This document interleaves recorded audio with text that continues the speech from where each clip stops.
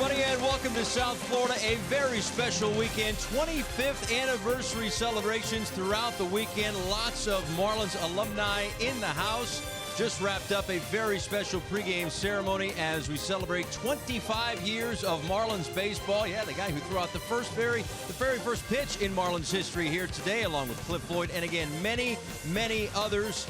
A very special weekend. Nice to see a lot of old faces around from the inaugural season in 1993, the championship seasons in 97 and 2003. With that, we welcome you inside the broadcast booth. Paul Severino, Todd Hollinsworth downstairs on the field as part of the pregame festivities, so he'll run up here in just a few minutes. Again, it's the second game of a three-game series between the Padres and the Marlins. Miami, a winner last night, shutting out San Diego, so looking to make this 2 consecutive victories. Again, we'll have guests throughout the ball game, but in terms of the game itself, let's take a look at today's starting pitchers. Dan Straley is on the mound for the Marlins. This is the second time in 3 starts that he is facing the San Diego Padres. The last time that he did face them in San Diego, 5 2/3, 5 runs, 4 were earned, didn't walk anybody, and in fact that put an end to a string of a career-long 7 straight starts in which he gave up at least a walk. But he did give up the home run to Franmil Reyes, a guy who hit 3 home runs in 3 straight games for the Padres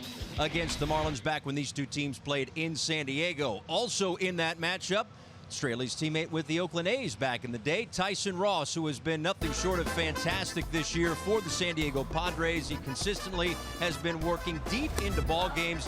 He went 5 1/3 innings. He gave up the 3 earned runs. He got a no decision. However, the Padres have won an awful lot when he is on the mound this season. And as I said, he works deep into games. Only 87 pitches, but consistently over 100. The Marlins will try to work up the pitch count throughout the night here, or at least throughout the afternoon here in the middle game of a 3-game set. As I reminded you before, we have a lot of guests throughout the afternoon, including Jessica Blaylock, who has one when we come back from the break. Charlie Huff will join us, and again throughout the game, plenty more guests as we celebrate 25 years of Marlins baseball with Charlie Huff coming up after the break.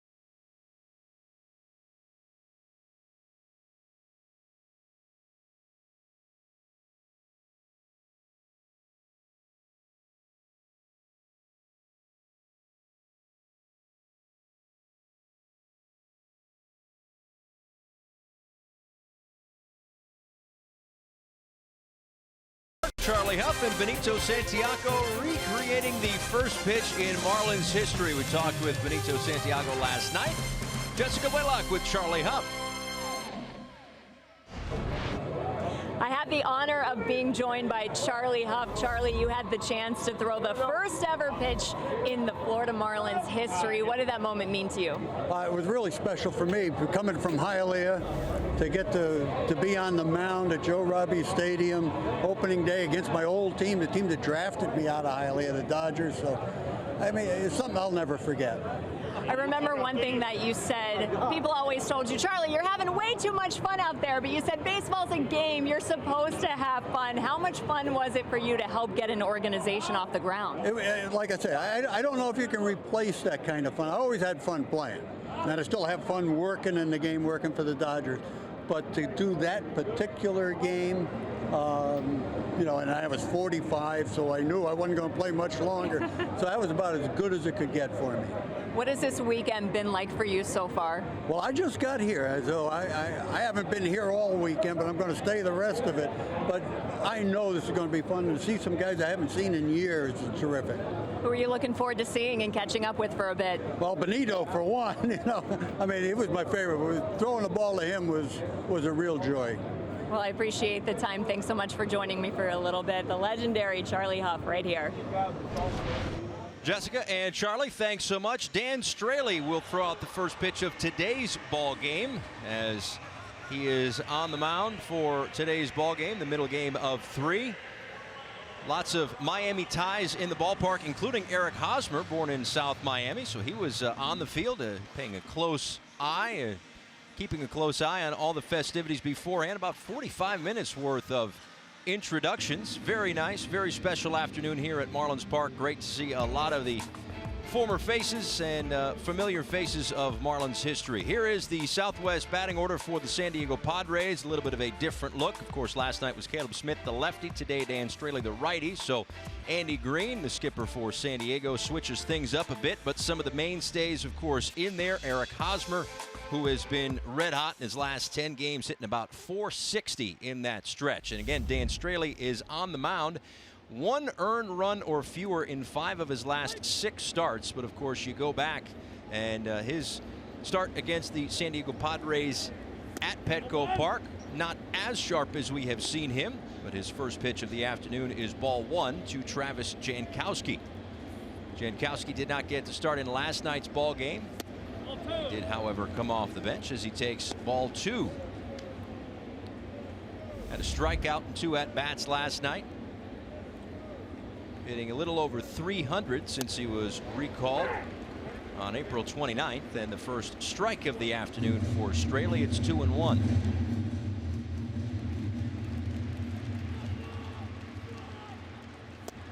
One misses outside. These Padres are 7-3 in the last 10. They have won 3 straight series, but Andy Green has yet to really get things going on the road. They've lost 5 of 7.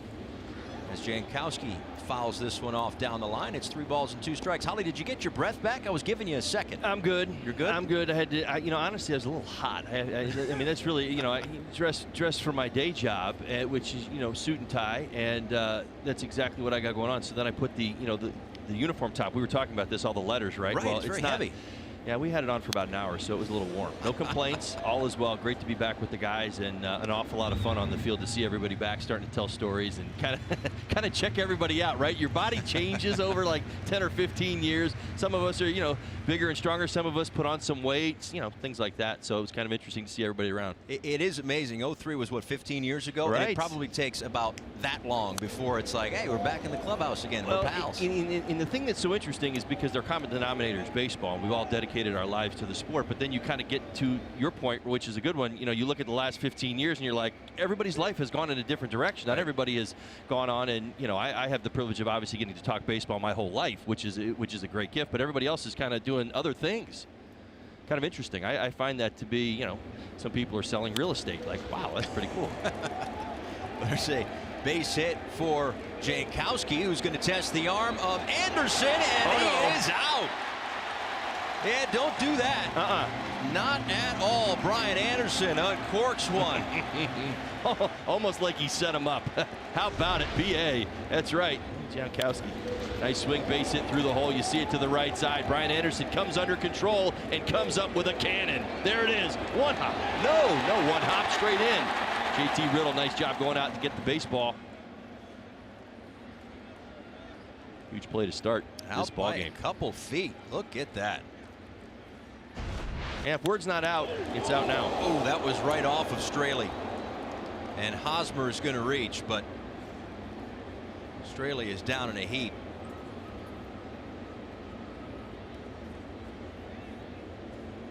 Oh, not sure where that got him, but it.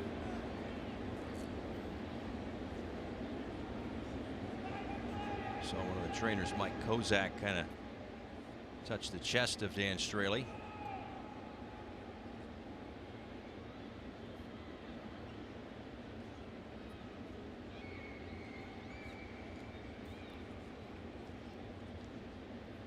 Pointing to his chest, his ribs. You hope it's nothing more than maybe just the wind knocked out of him for a second. But well, good to see him back up on a knee. It's a very good sign.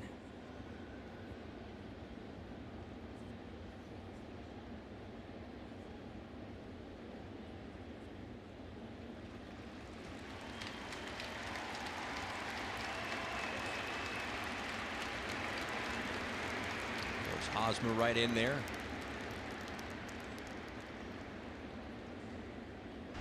One more look. I think this is going to catch him just below the M, or right on the M in Marlins on his jersey. Unable to defend himself. They're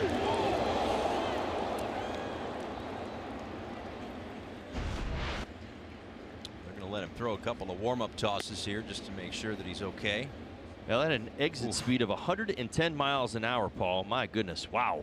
That is, you know, you realize how at times defenseless pitchers are. It really is amazing to me. I know there's been, you know, obviously a lot of talk over the years about protecting the pitcher better and, you know, redesigning some hats and doing some different things. That's a pretty good example of where a pitcher ends up with the ball off the bat at 110 miles an hour, almost a defenseless position. He was, you know, straight up. Even if he wanted to get his glove up, I'm not sure he could have. Well, fortunately, he is going to stay in the ball game, so that's a good sign. As just 9 pitches into this game, already a bit of a deep breath here inside Marlins Park. But Straley's going to stay on the mound. Hosmer at first base after the base hit. And now Jose Perella.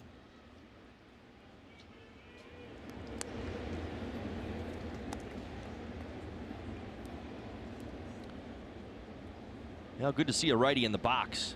Against Dan Straley this season. The lefties definitely a little bit more contact and a little better batting average. 267 coming in. Righties 143.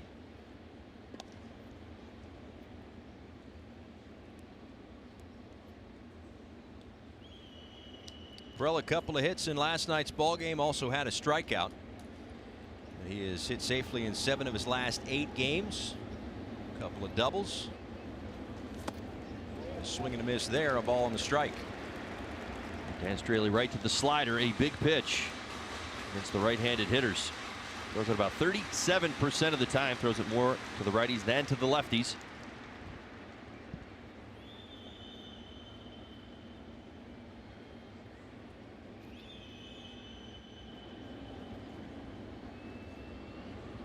Here comes the 1-1 pitch. And that is a swing, says the first base umpire Vic Carapazza. Greg Gibson's at second, Jerry Lane, the crew chief, at third, and Jordan Baker behind home plate. I'll tell you what, it's like Dan Straley didn't skip a beat. My goodness, secondary pitches right back where they need to be, even after taking the blow off the bat of Hosmer. And a ground ball just past the reach of Riddle.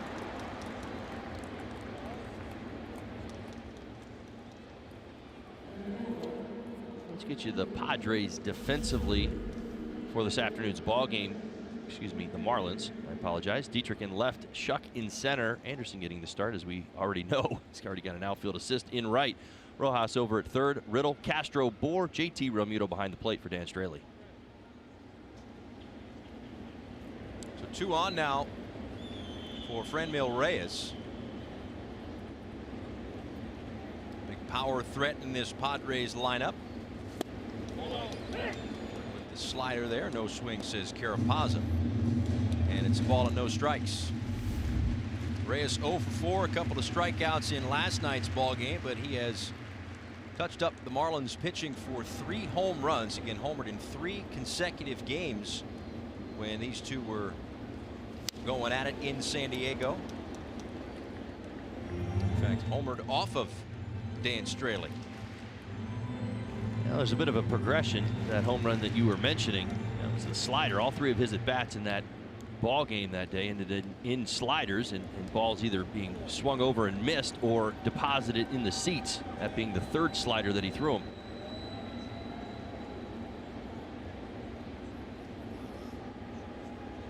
And in fact, we'll see a lot of this really for all 3 starting pitchers on both teams. So for 6 starting pitchers, it's only a start in between having seen the same team. Right. So it wasn't like, well, when I saw him in May, I didn't have my slider for a couple of weeks, and now I do in right. August. Yeah, you're right. There's those common factors. Pitch patterns start to play. The one that is standing out for the Padres right now, Hosmer and Perella, 6 for 10 in this series already. The rest of the team 3 for 23. 2 hottest bats right in the middle of this Padres lineup. 4th career start against the Padres for Straley. It's now 3-1.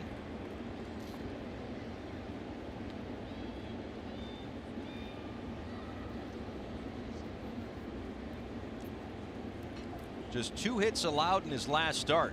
That was against the Arizona Diamondbacks, but 5 walks, which was a season high, his most since last May 4th, actually. 3 of those walks came in the 5th inning, his last inning. Don Mattingly had to kind of rescue him. Good fastball on the corner and hitter's count. You can remember back to that start against the Diamondbacks. Adam Conley came in and got a 5-2-3 double play to get him out of that. Brought to mind by last night's 1-2-3 double play, getting out of a bases loaded jam. Very similar fashion. 3 balls and 2 strikes. And there's a called strike 3. Reyes thought that was a little low. A couple of huge outs. Yeah, 3-1 pitch certainly inside the strike zone. 3-2, a little bit more borderline, but I'll tell you what, some of these Padre hitters, boy, they're certainly trusting in that strike zone. These are really too close to take, at least in my opinion.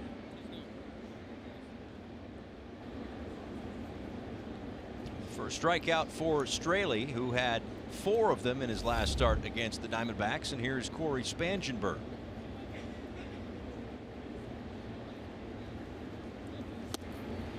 And in there for a called strike. Spangenberg 0 for 2 with a strikeout last night, but 4 extra base hits in his last 5. A couple of triples, a couple of home runs. Spangenberg has not done much against the Marlins in his career. 3 for 21. Behind in the count, 0-2. Think back to the first inning in San Diego for Dan Straley. He survived it. It's got a similar feeling right now. Can he survive this first inning?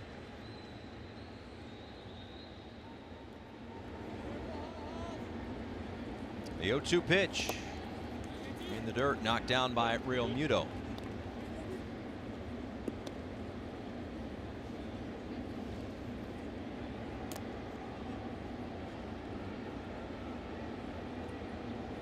He's given up 3 hits in this inning, but thanks to a Brian Anderson outfield assist, Jankowski, trying to stretch a single into a double, was out by a couple of feet over at second base on a strong throw.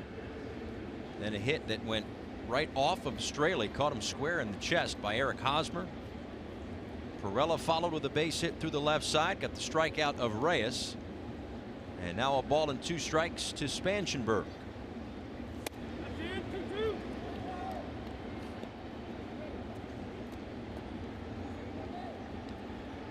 Good try by Dan Straley, keeping the left-handed hitting Spangenberg honest on the inside part of the plate. He's got him set up for the changeup away if he wants to go there. See what he chooses to do.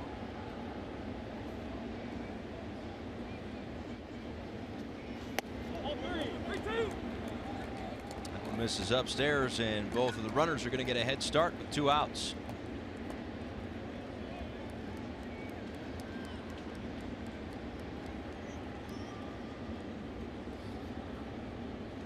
Already 24 pitches in this first inning for Straley. And a line drive, base hit up the middle. Hosmer's going to score. Perella into third on the RBI single by Corey Spangenberg. The Padres have a 1-0 lead.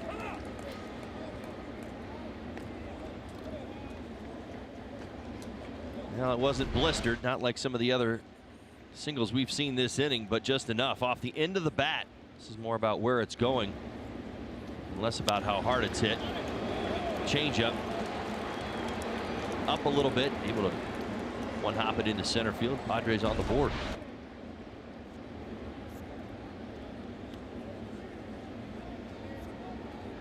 Perella moves to third.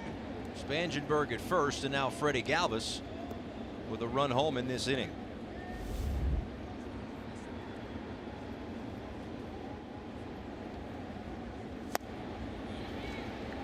Fastball in the outside corner. He swings through that one. 0-1. Galvis 0 for 3, had a walk in last night's ball game.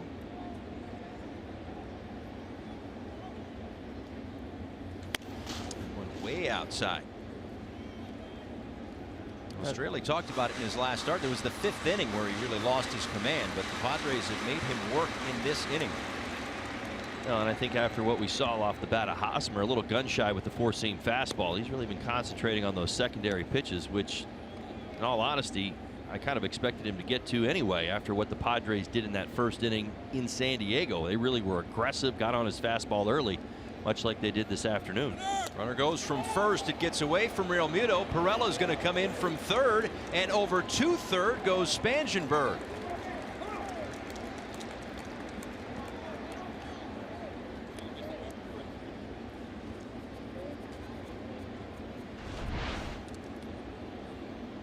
Yeah, this is the changeup.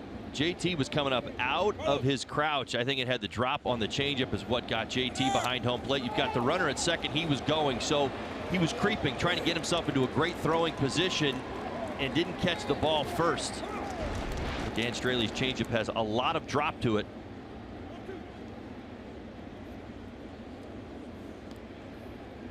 Costly play. Cost him a run, cost him an extra 2 bases for Spangenberg.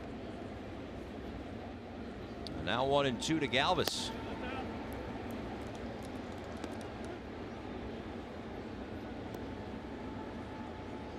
A busy first inning for the Padres as they have scored 2, have 4 hits, and another one sitting 90 feet away. And that one will score on the base hit by Galvis. It's going to be an RBI double and a 3-0 lead for San Diego.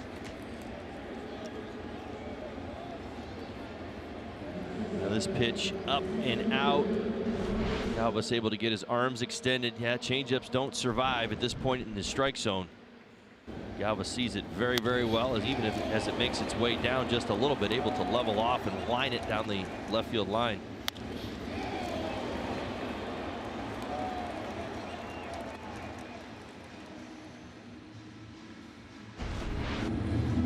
Thrown some good ones and some not so good ones here this inning. He's been made to pay for the not so good ones.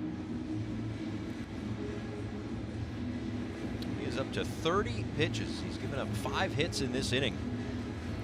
And if not for a strike from right field for Brian Anderson, this could be even worse.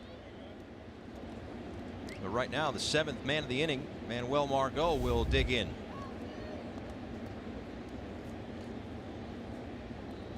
Kind of interesting. Dan has yet to really get settled in here at Marlins Park. Last season had a 3.57 ERA. Only 2 starts here at Marlins Park this year.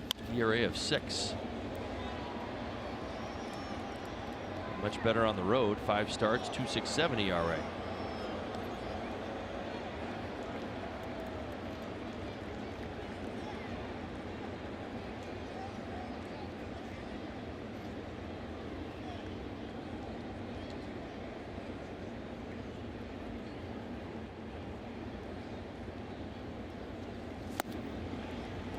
from Margot, 0-2. Now, part of this should be no surprise. San Diego Padres are actually the best team in baseball with runners in scoring position and 2 outs. 2 hits already this inning. 288 on the season.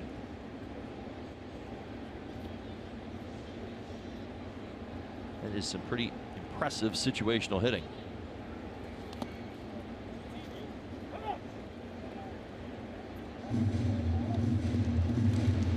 This has the feeling of one of those starts where Australia is just going to have to battle as long as he's in there, but already action in the first inning with Eliezer Hernandez, who's been moved from the starting rotation to the bullpen in the last few days. Out to center field, J.B. Shuck is underneath it for the final out of the first, but 34 pitches for Australia and a 3-0 lead for San Diego.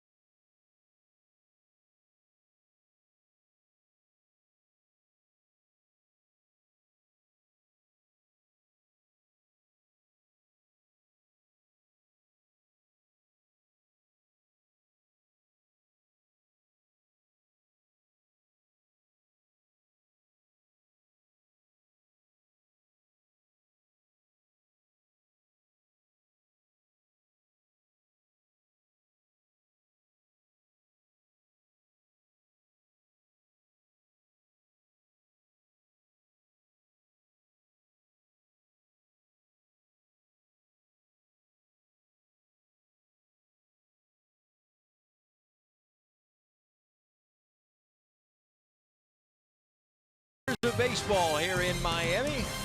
Some alumni spending the weekend with us. Autograph sessions, selfie stations, all sorts of stuff. It's been a fun couple of days. More fun tomorrow, as there will also be a softball game. It'll be on Fox Sports Florida. You can see that 11:30 a.m. tomorrow.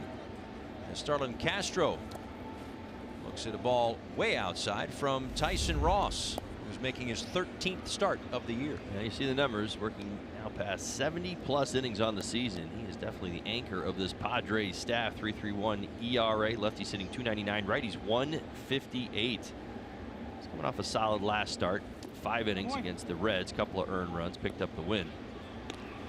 Go back to that 29th. This is two guys went head to head. You mentioned it. Dan Straley, Tyson Ross. That one's got to him late in that ball game.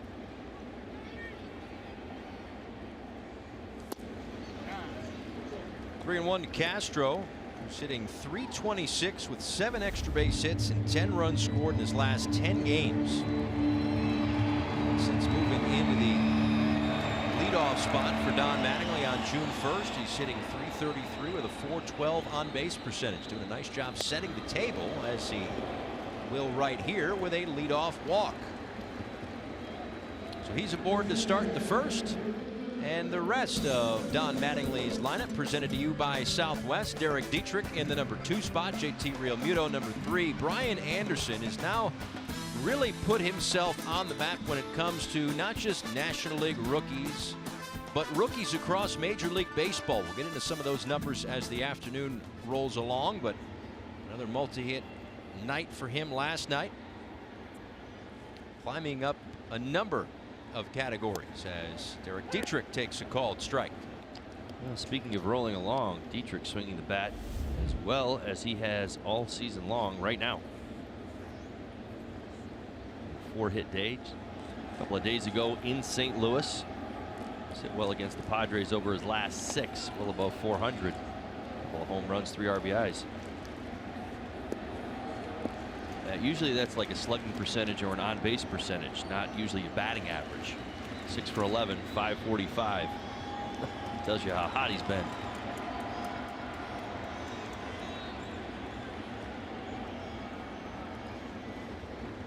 Ball and a strike with Castro off of first. They get a check on Starlin, who's back in time.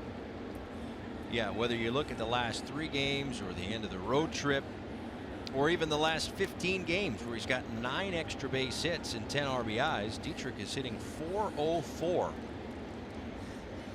Don Mattingly's been asked about that the last couple of weeks and just how he's been swinging the bat. He said it's all about confidence. You can't check the swing there, a ball and 2 strikes, but it's one of those things where, as you can certainly attest to, it's not an easy game, and when you're going and you've got the confidence up, it's almost like it makes it a little easier. Oh, just want to bottle it up and do it for about 10 years. I think most hitters would be pretty happy with that. There's a few that have gotten close, but it's very, very hard to maintain. You see Tyson Ross, my goodness, he went right to it, that slider. All right, let's give you the AutoNation scouting report of Tyson Ross. Hot hand, he certainly is that. Padres seem to respond when Ross is on the mound. They've already scored 3 runs for him. They've won 9 of his 12 starts, including the last 5. That certainly explains things. Slide over, it's his go-to pitch. Get this, he's throwing it 44% of the time this season. Batters are hitting just 176 against his slider. When the Marlins saw him last, he threw 36 of them. If you go back to April 20th, remember that start? He threw 127 pitches against the Diamondbacks. I think we mentioned it in San Diego. Back to look at it again, he actually threw 70 sliders in that ball game. 70. That's an astounding number. Escalator effect is simply this. The longer he's out there, the more trouble he tends to get in. It's simple as that. He's effective using the slider. He's getting results. His batting average against goes up every inning, as does his ERA. 25th anniversary rally towels out.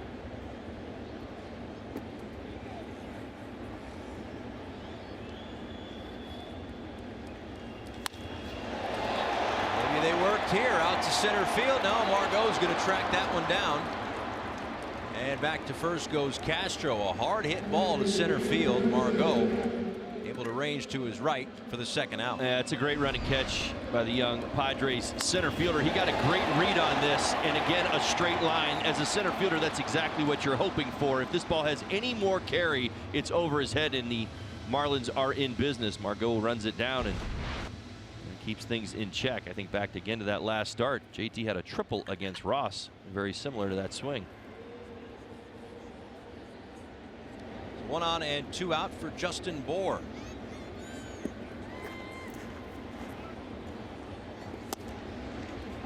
Bohr looks at strike 1. He had a hit in last night's ball game and another couple of walks. Go back to about a month ago, almost to the day. He had 2 or more walks in 5 straight games.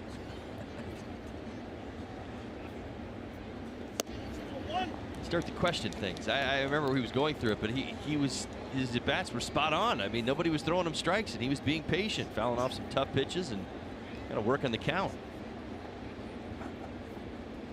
Very rare do you see somebody kind of change their offensive philosophy midstream, but he's just been incredibly disciplined. I told you, I believe his career high. I'll go look, double back around on this one. I believe his 45 walks in the season, and that was last year.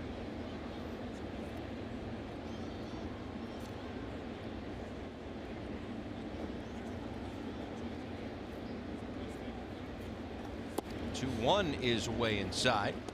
Let's give you the Padres defensively for this afternoon's ball game. Here they are. Jankowski's in left, Margot in center. You've seen him already. Reyes in right, Spangenberg, Galvis, Perella, Hosmer, Lopez behind the plate. Tyson Ross on the mound.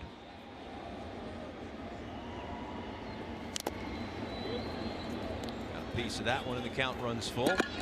And you talk about the walk and the discipline that he has had. Career high 47 walks last season, 2017. He's already got 42. We're not even to the All-Star break.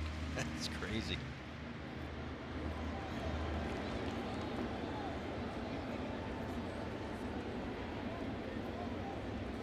And a called strike 3. Looks like it might have been a little off the edge. But a 3-0 lead for the Padres through 1.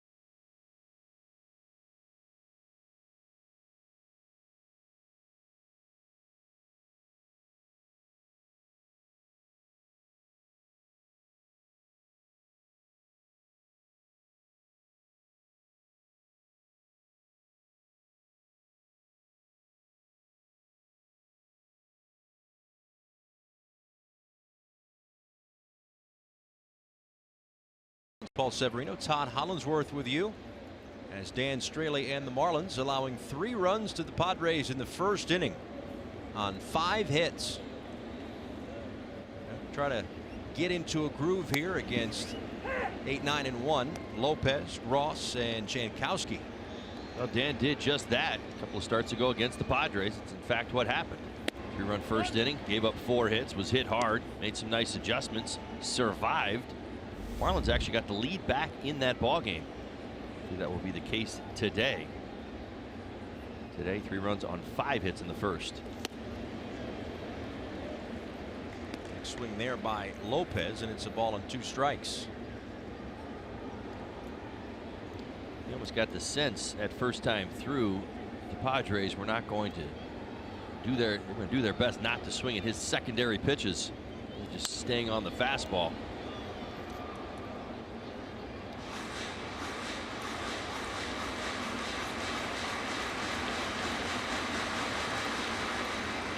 Men on the right side of the infield against the lefty swinging Lopez, who struck out in his only at bat in last night's ball game.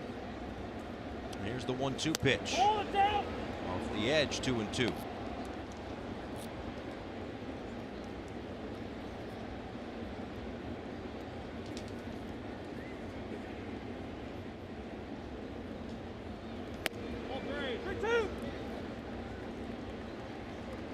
Pretty good example of what Dan's dealing with right now. That fastball accuracy, 4-seam accuracy, has been erratic at best. They try to get into the hands of Lopez. He missed across the plate.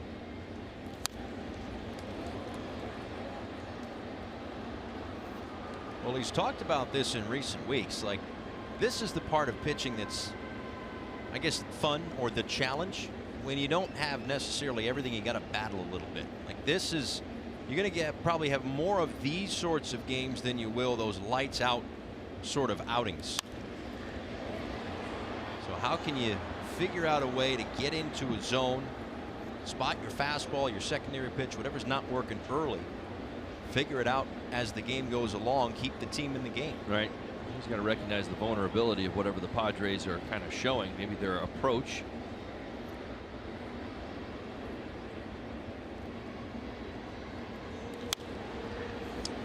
This one lofted out to left field. A long run for Dietrich, who was able to get it in foul ground.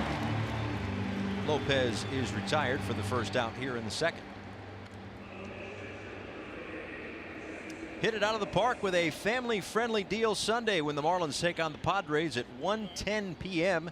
Pick up the Aquafina Family 4-pack and score 4 tickets, 4 Nathan's All-Beef Hot Dogs, and 4 Pepsi Soft Drinks or Aquafina Waters, starting at just $84. Get your tickets at marlins.com/offers. Ross offers it the first pitch, fouls it back into the screen. 0-1.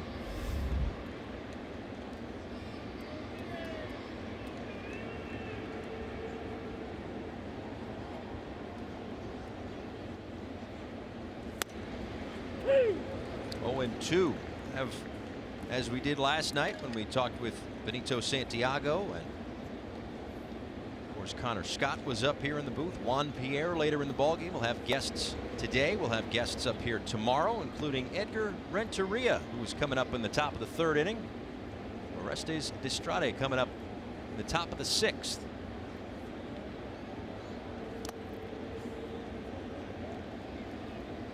So you put on that uniform today, Holly. Competitive juices come back, or are you waiting for tomorrow's softball game? No, I will say this. I don't know about the competitive juices. We'll see about that. I bet they come back tomorrow. Well, they're definitely going to come back tomorrow. I mean, we all love to compete. That's what's kind of what we are at our core, no doubt about it. I think what you were asking about being on the line. With God Bless America and everything else. Those butterflies came back. That was kind of the excitement. Not so much that we all knew we were getting ready to play a baseball game. It's just we've been in that position before. We've stood on that line, and when we have, we're getting ready to go to battle and play a baseball game. How most of us feel. I'm sure as I kind of look down the line, I kind of peeked out of the corner of my eye just to see everybody's kind of thinking the same thing. Head down, kind of just gathering their thoughts. But yeah, there was no game to play. We just walked off afterward. You kind of had a game to play. Well, I did. I was trying to hustle up here, though. Yeah. That's where it really kicked in. Yeah, I wouldn't trust me to my own devices either. There's Straley. Strikes out Ross on the outside edge, 2 away.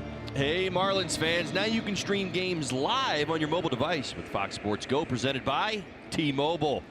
Download the app and take Fox Sports Florida and Marlins baseball wherever you go.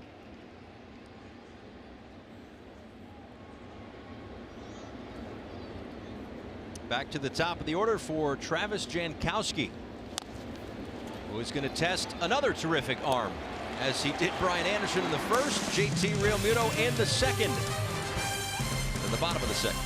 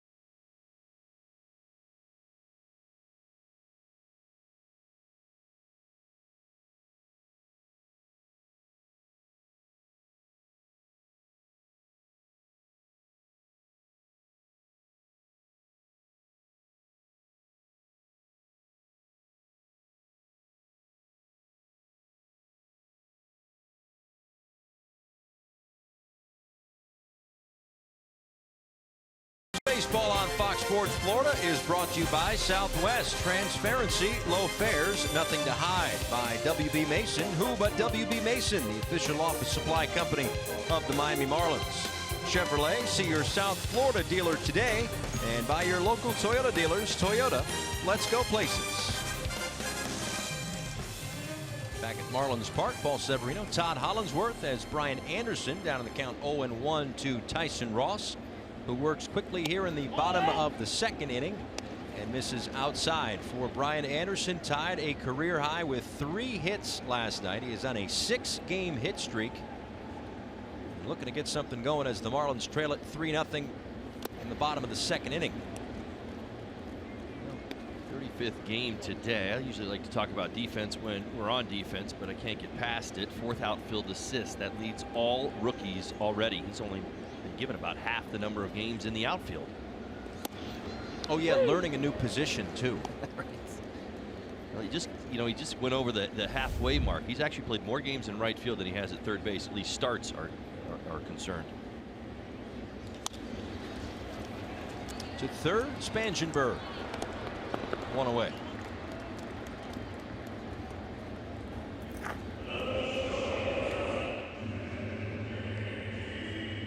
When Ross is going right, that's what he'll do. Get a lot of ground balls.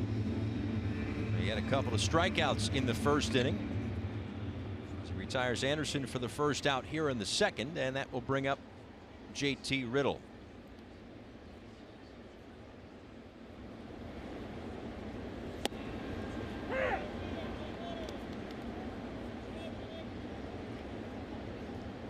Riddle 4 for 11 with an inside the park home run against the Padres this year. He takes ball 1. Didn't start last night's ball game. Came on to play short as a defensive replacement late as the Marlins look to protect a 4-0 lead and ultimately a 4-0 win. This one is fouled into the seats. Ball and 2 strikes.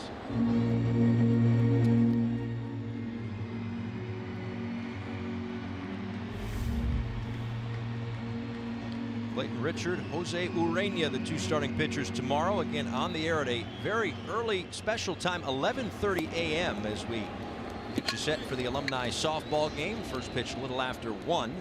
Third strikeout for Ross, 2 away here in the second. Well, interestingly enough, all 3 strikeouts have come against Marlins left-handed hitters. They're supposed to have the advantage, but I'll tell you what, slider is working today. It's really working towards that outside corner, away from the righties, in on the lefties.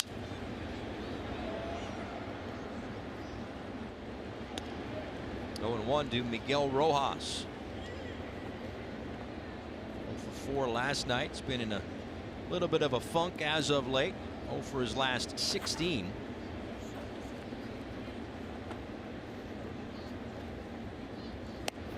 For a guy who has cruised past his season high of home runs. He had a season high of 1 before this year. 4 total homers in his career. 7 already here in 2018. The last 10 balls put in play have all been on the ground.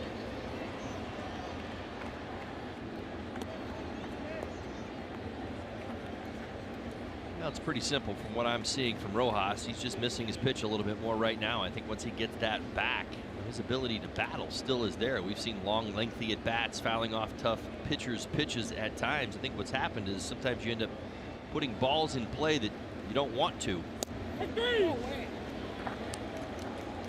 of a backup slider there for Ross, and it's another strikeout, his 4th. When we come back, Edgar Renteria will join us in the booth, the World Series hero in 1997 for the world champion Marlins.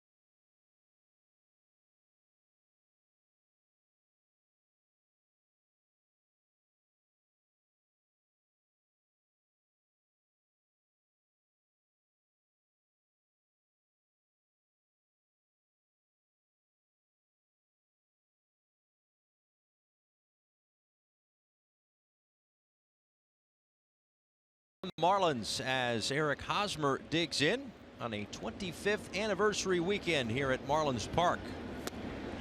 Hosmer looks at an off-speed pitch low. Hosmer reached on a base hit back in the first inning, came around to score. His hit came off of Dan Straley, literally a line drive right back to Straley.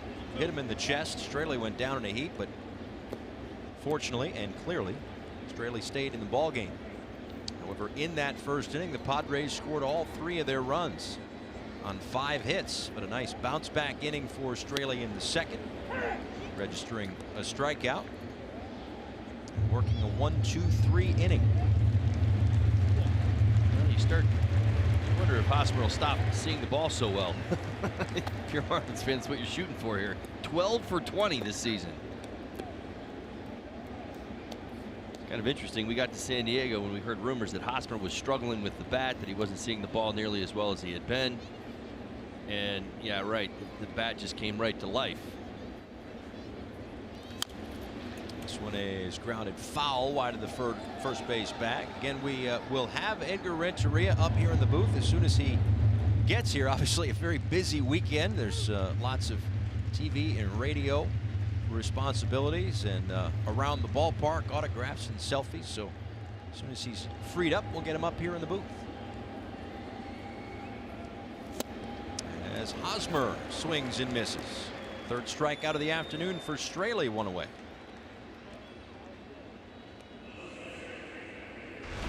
Now we talk about Dan Straley getting into that rhythm. Great changeup. There's the depth that we talk about. Look where it starts. Above the thigh, works its way below the knees. Even a hot Eric Hosmer can't lay off. Comes up empty. You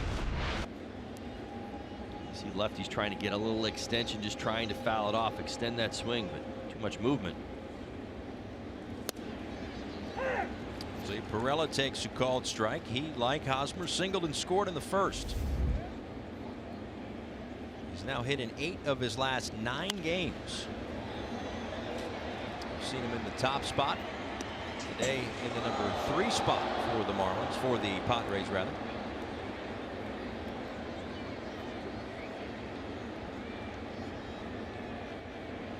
A terrific hitter on the road this year, right around .330.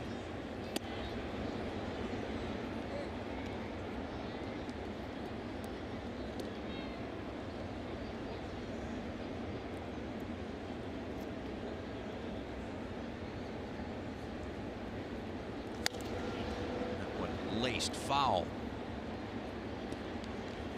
You wonder if Dan Straley, watching the approach, seeing the nice adjustments he made in the second inning. Of course, most of it's at the bottom of the Padres lineup. You see the rhythm that he's in right now. Great changeup, good slider. That fastball, he's trying to spot it, trying to spray it around the strike zone. I was thinking that that will be the approach with this Padres team that has been all over his fastball this afternoon.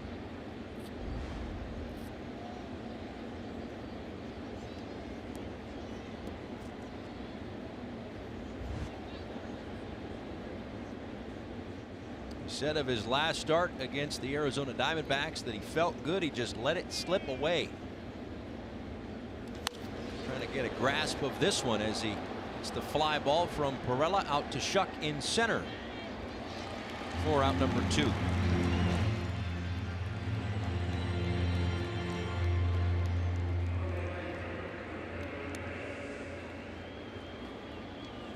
You know, it's so interesting with Dan Straley, and you go look at his starts this season, now in his 8th of the season. One note that I seem to be doubling up on an awful lot, which I know Dan is dealing with, is controlling the tempo of the game. You go back to that first inning, it's where that tempo got away, whether it was the ball that was off him, it was hit off of him.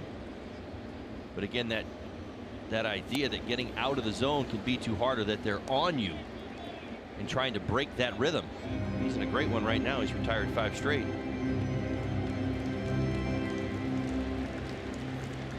Check that, 6 straight. Right back up the middle and past Alonso Castro. A base hit for Reyes. May have broken his bat on the 2-out knock. Yeah, this is a slider working away. He didn't crush it. This is Reyes being as strong as he is and as big as he is. He got just enough to get it through the middle.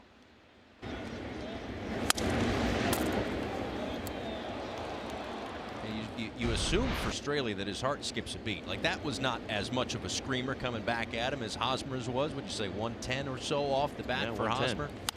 That one kind of a knuckler off the end of the bat, but still, after having dealt with the comebacker earlier in the game, you see him kind of do his best attempt to get out of the way of that one, even though it was over his head. But a couple of shots up the middle for the Padres, who lead this one 3-0. Big difference in exit velocity. The 110 off the bat of Hosmer. That 79. His bat did indeed break.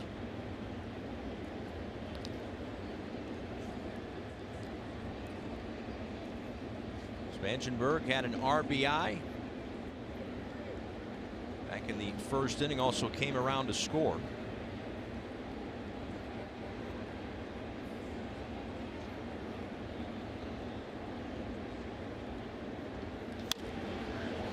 Now out to center, where Shuck is camped underneath it. A nice job for Straley through 2.5.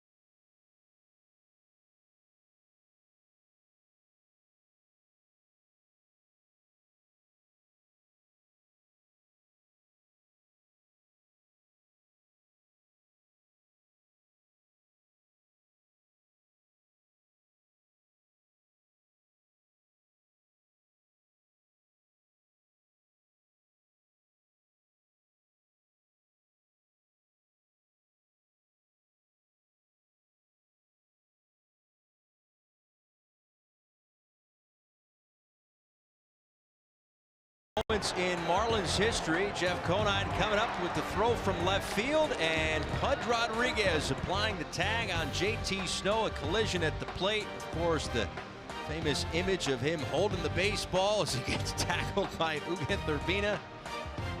Amazing.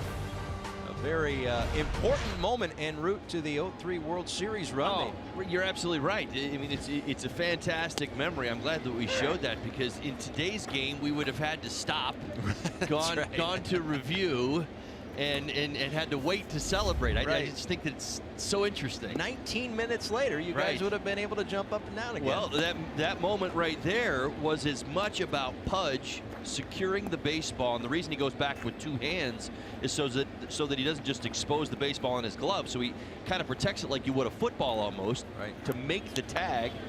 Diving back at JT Snow. Obviously, there's the contact. We mob Pudge. We know he's out. He gets him, and that's, then the party's on. And what ends up happening, in today's game, that all happens. Everybody storms the field and stops and waits and stares at each other for about 10 minutes. Waiting for the okay to celebrate. That's right. A little anticlimactic as Shuck sends one out to right center field. A long run for Reyes. He's able to track it down for the first out. Well, unfortunately, Pudge Rodriguez not able to be here this weekend, but he was asked about that moment at the plate. The hit wasn't the hard hit to me. What I feel the most was all 24 guys was in top of me. I was in the bottom trying to showing the ball to the umpire, and the umpire was looking at it, and then I got a little corner and I showed the ball, and then that's what the umpire called the out. That's right. See, there you go. It's a pretty good explanation. Started an evil conspiracy, right? The ball actually came loose. We stormed the field and we put it back in his glove, and then he raised it, but nobody saw it. Now, why are you doing that? Just kidding. That is not how it went. Just because they say it's something they can never take away from you doesn't mean they can't try. Well, I'll tell you, it was a fantastic play on all ends. A great throw by Niner, at home. I mean, people don't realize. I know that, as Pudge kind of said, it wasn't like it was the hardest hit ball, or that Jeff Conine hadn't made that throw a million times in his life, or even practiced that throw, or Pudge receiving the play at the play. It's just the moment, and you realize that nothing can go wrong. I mean, fate could have been changed. History could have been completely changed if that ball hits a rock. Yep. If it bounces to the left another foot, if the ball gets dropped. I mean, so many different variables. As this one is ripped down the left field line and off the base of the wall for Starlin Castro, who's on his way to second. Here is the throw, and he is in there safely. A close play, but a double for Castro with 2 outs.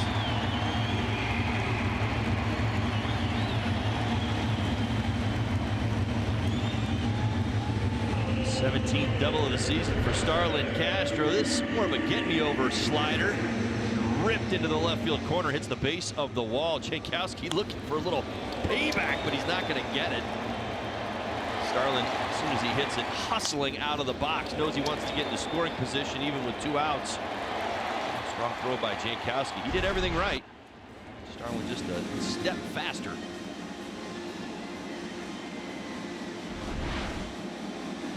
Bubble.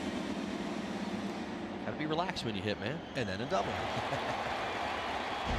He's been doing that a lot lately. Hey, it's all good. It tells you he's relaxed. You want to know what good hitting is and how hitters see the ball. They're up there chill. They're not worried. Isn't double bubble the gum that's in the dugout? Yeah, of course. Well, it's going to be the official gum of Starlin Castro if he keeps this up. You looking for a cut? I mean, I wouldn't turn it down. That's fine. 10% is I'll take it. Sure. It'd be nice. Maybe we take 5. See his face on a pack of bubble gum here in a month or 2. Official gum of Starlin Castro. See that?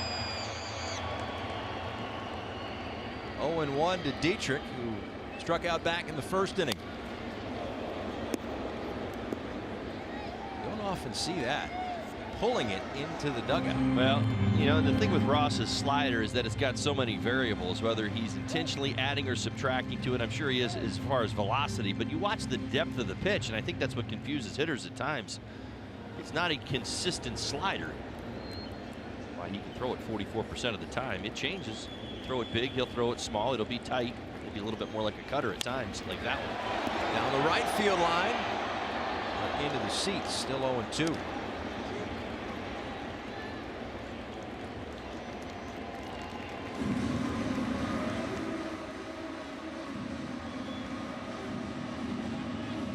When you throw a secondary pitch that much, and that's your game plan, if ever there is a day where you can't locate it. Well, I'm sure he probably finds out early. Yeah. Whether he can or can't, but it's a pitch he's been throwing a lot for a long time. And that's over the head of Galvis. Castro around third. Here's the throw. It's up the line. And the Marlins are down 3-1. An RBI for the red-hot Derrick Dietrich.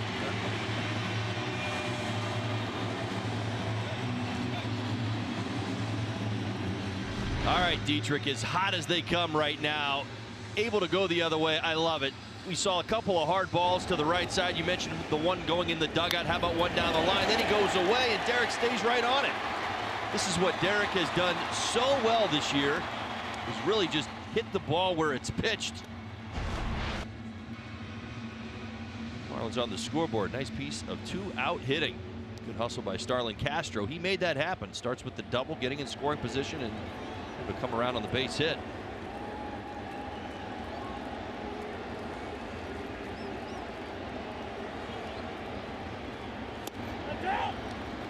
T takes one outside. A ball and no strikes to Real Muto, who lined out to center field. Nice job ranging to get there by Margot back in the first.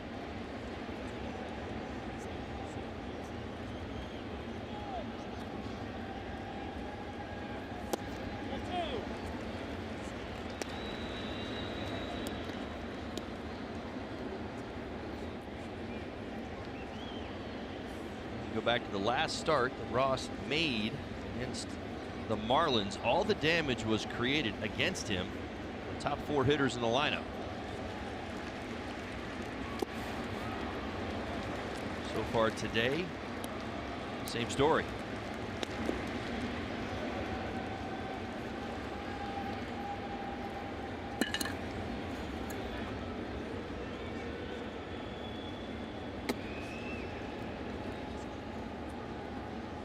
Muto 3 for 7 in his career against Ross.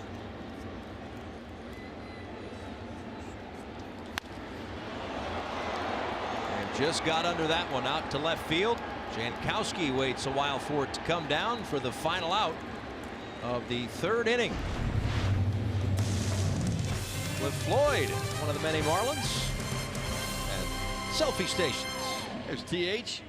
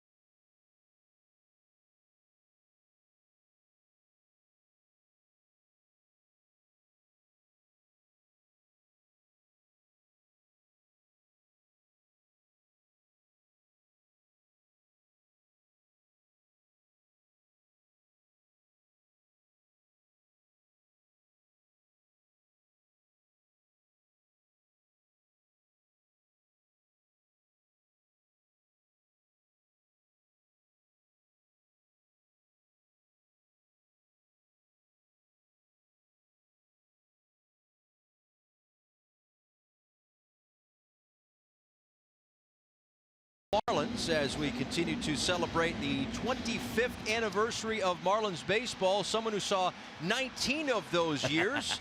Tommy Hutton joining us here in the broadcast booth. Nice to see you again. How Paul, are you? good to see you. Holly, good to see you. Of course, saw you in 03. That's right. That's right. That was a lot of fun. From one TH to another, it's great to have you in the booth. It's nice to be here. It was nice to come back. I was very appreciative of the Marlins and Fox Sports Florida asking me to be a part of this, so happy to be here. Well, we're thrilled to have you. Let me ask you this right off the top. I think back to '97. This was even before our 03 group, right? Your first year with the Marlins, you go out and win the World Series. First, tell us about that, it being your first year with the Marlins, and then your expectations every year after that. Well, it was kind of nice because I had been a few years with Toronto, and they'd won the World Series in 93, 92, 93. So I guess I was kind of used to that. Boy, I hate talking over home runs. Especially the other team's but home if it's runs. the other team, it's okay. Yeah. It's okay. But anyway, yeah, you're right about the expectations. The '97 season was so interesting because there are always moments in different seasons, and I know I want to talk to you about 03, but you had the Levon arrival in '97, which just created all kinds of excitement. You had Craig Counsell coming on board, which didn't look like a big trade. Nobody knew who he was. That turned out to be a big deal. So there were little things like that that happened all year.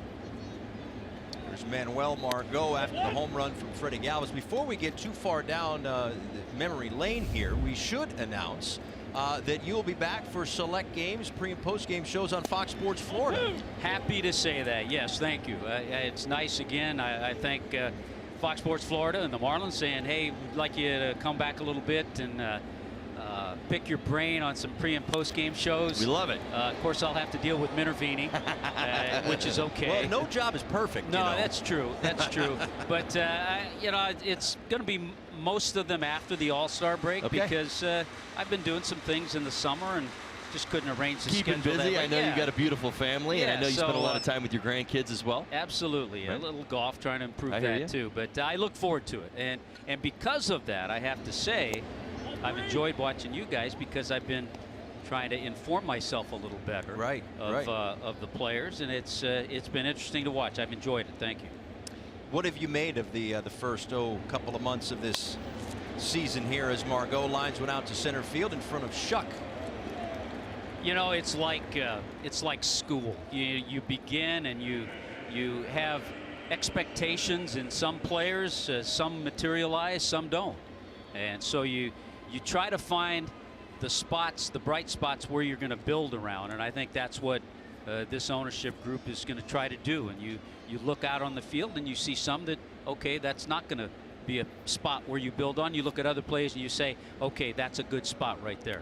Well, I think two of the spots that you might be referring to, and again, we'll talk a lot about the 19 years, is Brian Anderson in right field, Caleb Smith on the mound, two guys that, as we stand right now, in the mix for a Rookie of the Year award. Yeah, and of course not a rookie, but JT Real Muto behind the plate, just solid. Great. And you know, it's so hard when you're on a team. You were probably on many teams that didn't play well and maybe didn't have guys that were good hitters, and it affects you as a hitter. Sure. If you're on a team with a whole bunch of good hitters, you become a better hitter. Absolutely. And it's for the guys who are hitting well and doing well this year. It's a tribute to them because there are not a lot around them. So it really is tough to do. Yeah, it's quite contagious. There's no doubt about it. You look at the top half of this lineup, and that's really where a lot of the experience is. And if you look at the numbers, Castro and Dietrich and Real Muto Boer, a lot of experience. Obviously, Anderson's kind of the rookie of the group. You kind of work your way down the lineup, and you see the guys who are having hot starts to this season really at the top of this Marlins lineup. Certainly good makes job some by sense. that guy. Yeah, Dietrich. he's heated right back up again. You know, he picked up where he left off last year. A little bit of a slow April, but he's been fantastic really since about the end of April. He's made some real nice adjustments along the way. Now, obviously, new ownership group. You've had an incredible vision, sight of this organization over quite some time. I mean, you see today and what today means to these Marlins fans, and you know, do you get that sense that things are moving in the right direction again?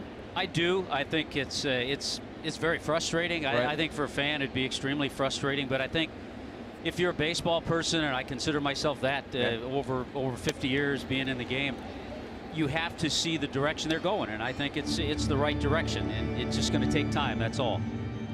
And of course, team CEO Derrick Jeter, who is here and has been here quite a bit throughout these first couple of months. Tommy Hutton in the booth with us, and again, the big news around here, of course, the 25th anniversary, but seeing a lot more of him on the pre and post game shows here and there. In, as you said, mostly the second half of the season, as that one's outside to Rafi Lopez. So take us through it. 97, first year, you guys win a World Series. You're part of that. Kind of, in some way, an unexpected run. I mean, still the franchise in its infancy at that point. Well, right, and at that time, the quickest to get to a postseason, win a World Series. The other thing is that it was such a high, but then it became such a low in 1998. Right.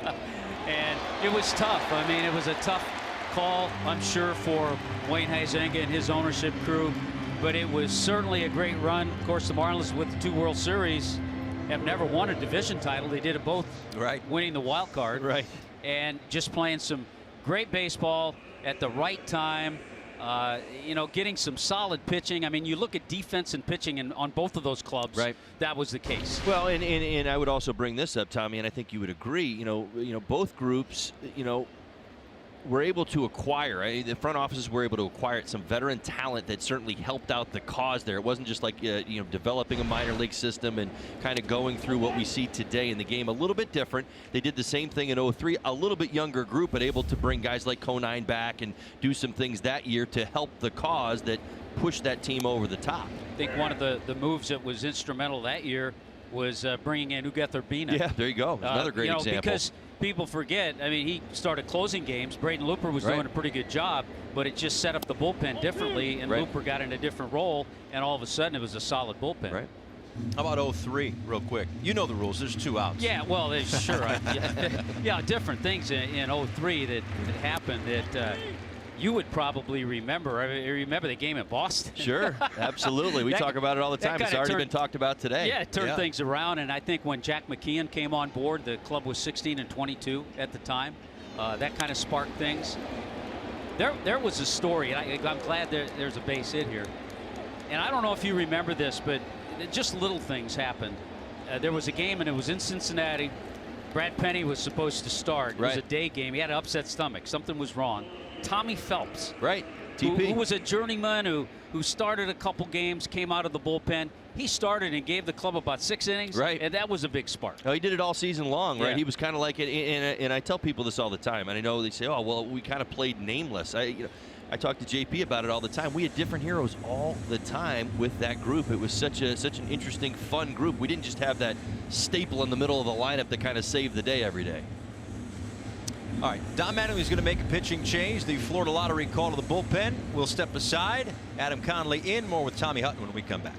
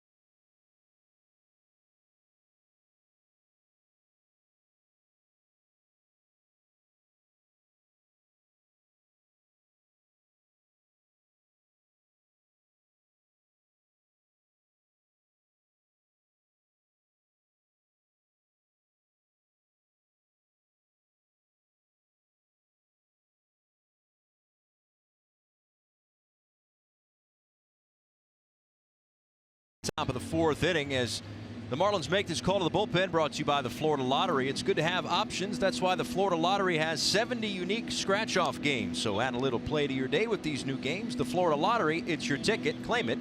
Must be 18 or older to play. Play responsibly. And that line not complete right now. The runner on first base is his responsibility. So we'll see if Adam Conley can leave that runner right there and keep this at a 4-1 deficit, pitching in his 8th game of the season. And again, Tommy Hutton with us up here in the broadcast booth. Paul Severino, Todd Hollinsworth. Conley has been very impressive. Yeah, I was going to ask you guys, do you see him more in this role than as a starter? Well, I do. I see the confidence in his eyes. I got to see him an awful lot last year, and again, the fastball velocity was down as a starter. You saw 89, 90 miles an hour, and again, I still think he battles that slider and that changeup. His changeup's actually a pretty good pitch, but it's kind of how and when to use it. And if he had that slider, I also think that he's got more room for error at 96 miles an hour. He's now got that coming in pitching, 10 or 12 pitches in an inning.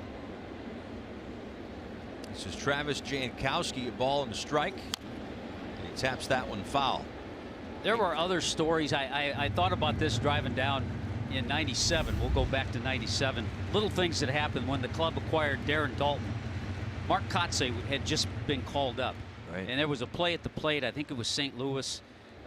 Bang, bang play. Catcher getting bowled over. Wouldn't happen today. Right. Unfortunately. But and they were talking about it after the game in the clubhouse. And Dalton didn't know Kotze from anybody. Kotze, he heard of Dalton. And Dalton looks over him. He said, "Kid," he said, "where'd you play last year?" And Kotze said, "College." Right. He was out of Cal State Fullerton. Well, that's the new norm nowadays in today's game. I mean, we see it all the time. In fact, yesterday's starter was the first rounder. Lauer is the first round pick for the Padres in 16. So it's a little bit more common in today's game, but you're absolutely right. I mean, the day and age where you had to get 1,000 innings or 1,000 at bats in the minor league doesn't happen anymore. Well, you had not 1,000 innings, but 19 years, and I'm glad that there's more to come. Okay, Paul, thanks. Tommy Hutton, kind enough to Thanks, join us. TH. Good to see you, my man. Lots more with him. Pre- and post-game shows, select games throughout the rest of this year. 4-1 Padres.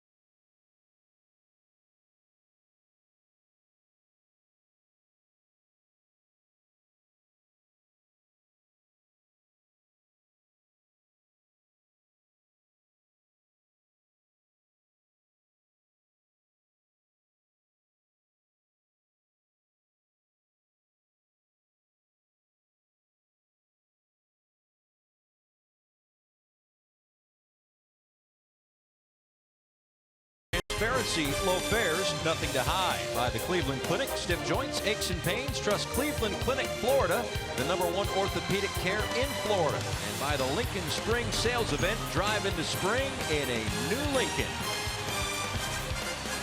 Team photographers doing a terrific job documenting what has been and will continue to be a very special weekend here at Marlins Park, celebrating 25 years of Marlins baseball. Right now, the Marlins down 4-1 as we head to the bottom of the 4th inning. Justin Bour, Brian Anderson, and JT Riddle due up against Tyson Ross, trailing now by 3. Very nice to be joined by Tommy Hutton, of course, in the broadcast booth for 19 of the 25 years for the Marlins. Jumped on board in 1997.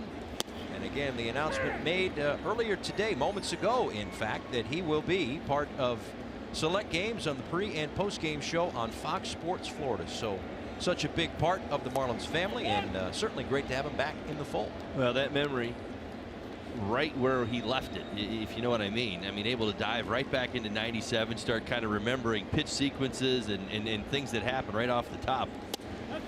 It's a bit of a gift if you certainly know Tommy Hutton. He knows his baseball, no doubt about it.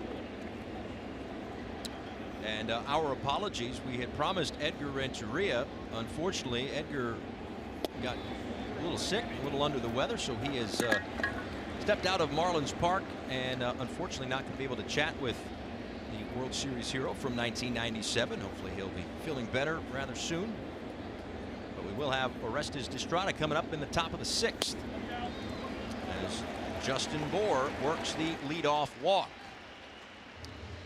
Miami come out to an East meets West matchup for a weekday battle Monday through Thursday as the Marlins take on the Giants. Tickets start at only $12. Visit marlins.com/tickets to get yours today.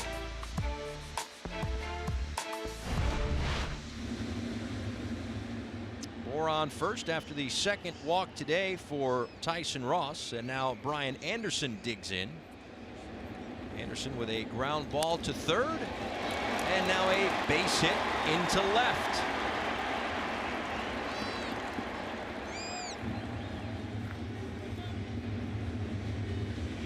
We continue to talk about the in-game adjustments that Brian Anderson has made throughout his very young career.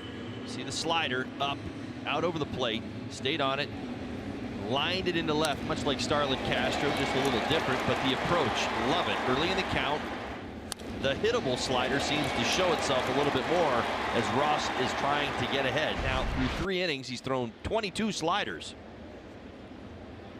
These are the rookie ranks right now for Brian Anderson, up to 72 hits.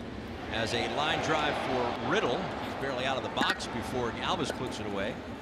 For the first out here in the fourth. I mean, these are rookie ranks, again, not in the NL East or the NL, but across Major League Baseball, first or second in all the important categories. Absolutely, and what I would add to it is that he's surging right now. That's the thing that's so impressive, is that you look, hits, RBIs, runs, average on base. He's hot now. It's like he's putting separation between he and really any other competition. He's not just kind of been doing it and he's been compiling numbers since the start of the season. Yes, he's been entitled to every game, but he's also earned that. Point being is that he's continuing to improve.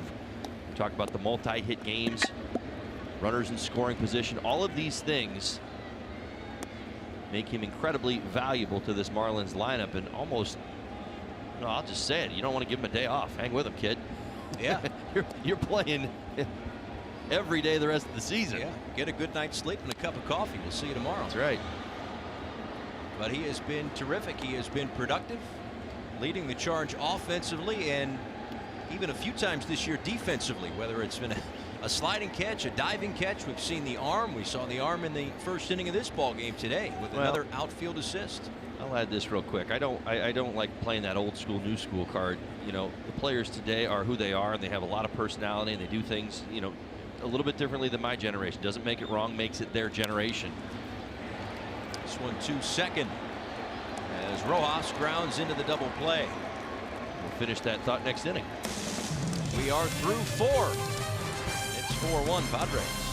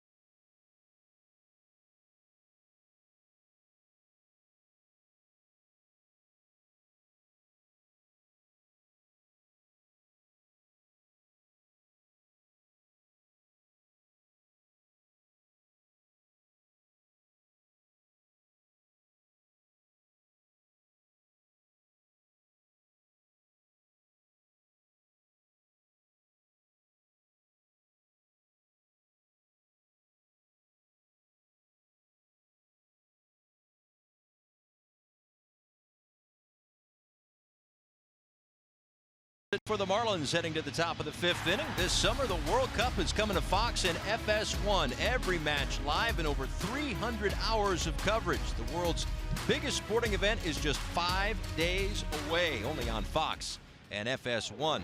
Inside to Eric Hosmer leading things off. Jose Perella and Franmil Reyes due up against Adam Conley here in the 5th.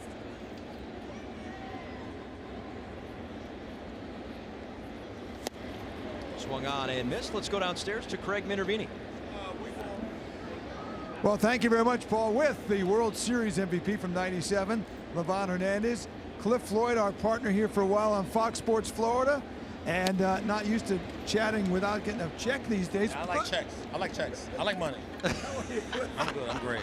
How about Eliezer Hernandez? That run? Well, you know what? You know, when we won the World Series in '97, we all made a lot of money, right? It paid off.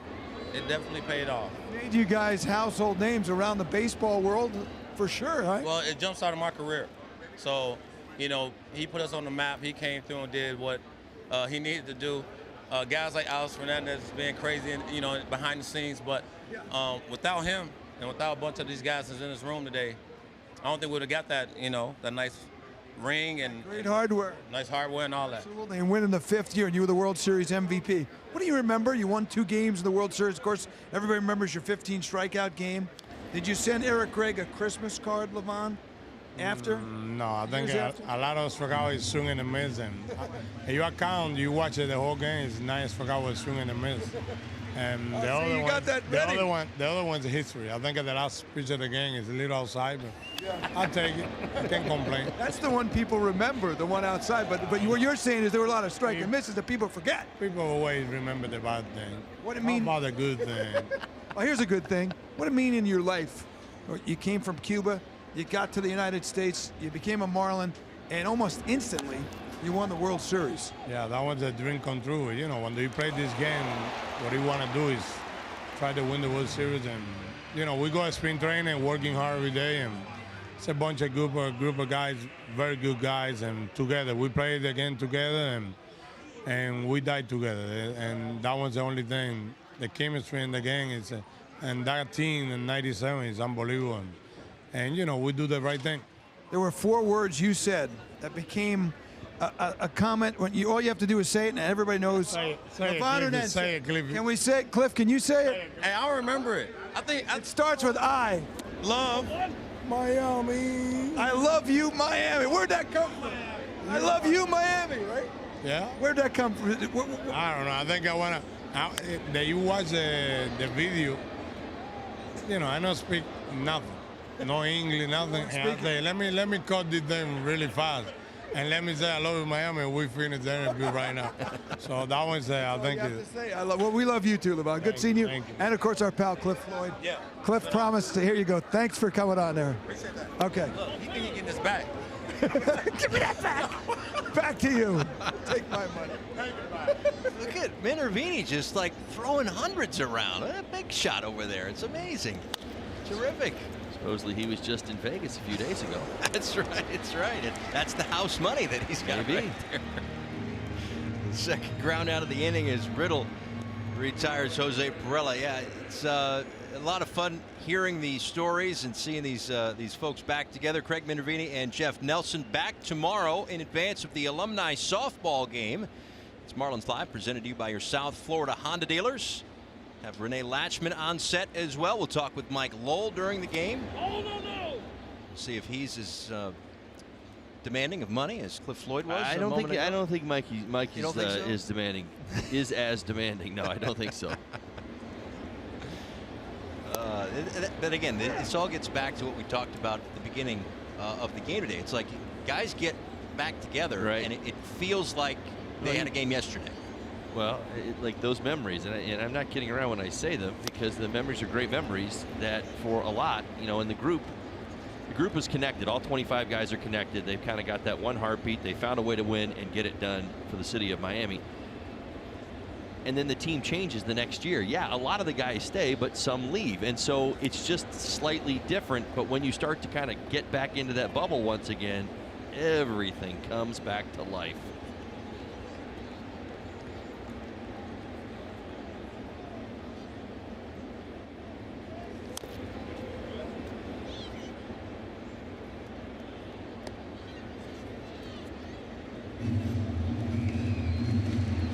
I was talking with Mikey just briefly.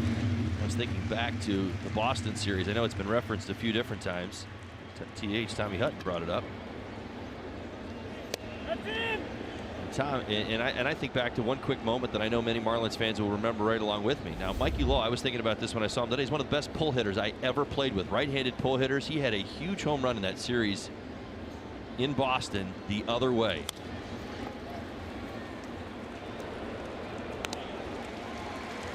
Riddle retires Reyes on the ground ball. We head to the bottom of the 5th inning. Big O coming up, top 6 in the booth.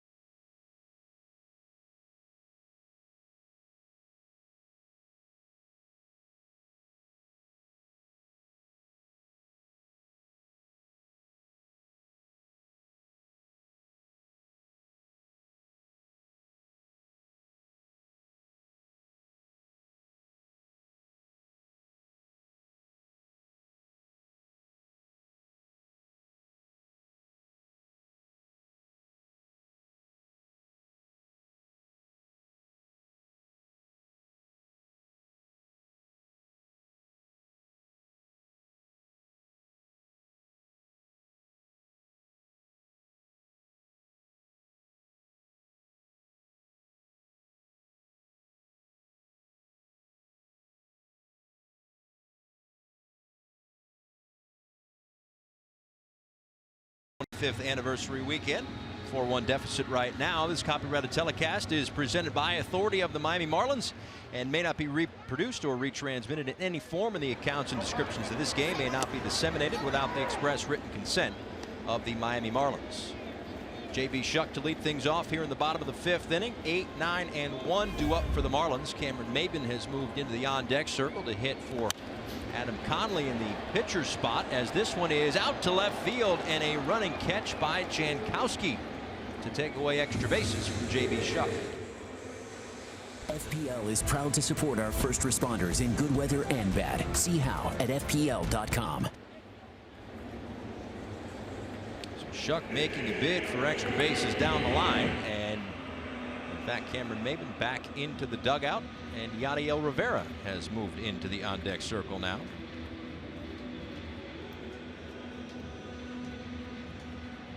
Yadiel has done a fantastic job this season pinch hitting. 5 for 15, couple of walks.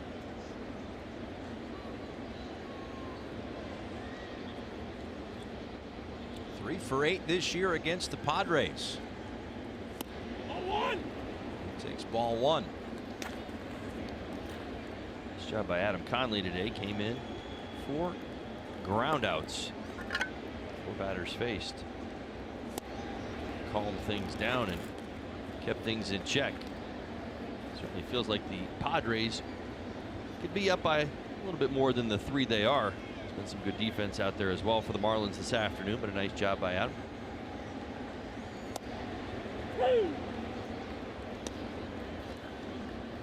What did you see from Dan Straley today? Looked early like he just couldn't control his, didn't have command.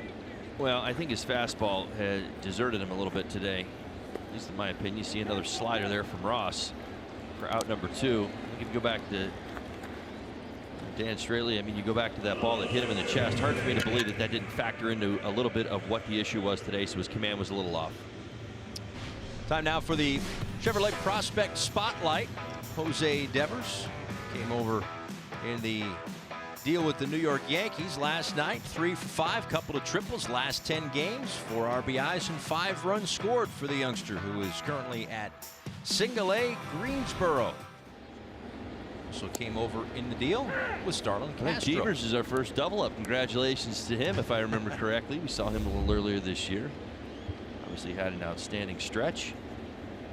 He may be our first 2 for 2 candidate.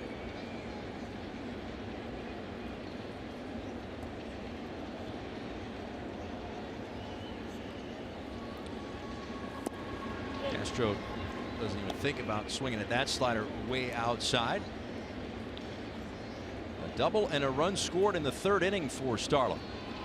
He's got that average at 295 after the extra base hit in the 3rd. Off the end of the bat, dribbler up the first base line. Ross will make the play himself. Ross and the Padres are through 5. When we come back, the Big O, Orestes Destrade, in the booth with us as we celebrate 25 years of Marlins baseball. Destrade.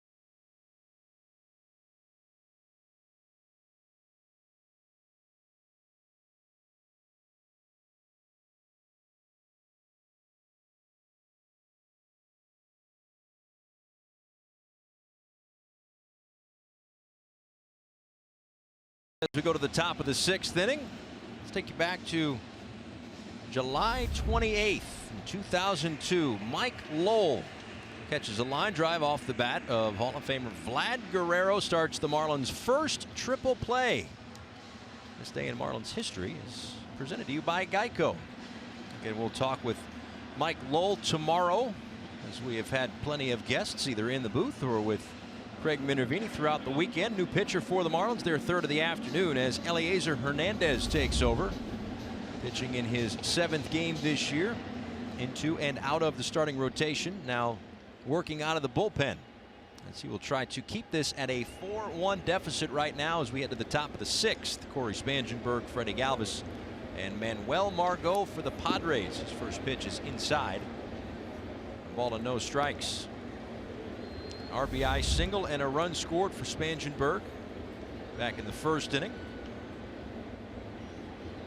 And he also flew out in the 3rd. And now another base hit for him. This one into right center field to begin things here in the top of the 6th inning.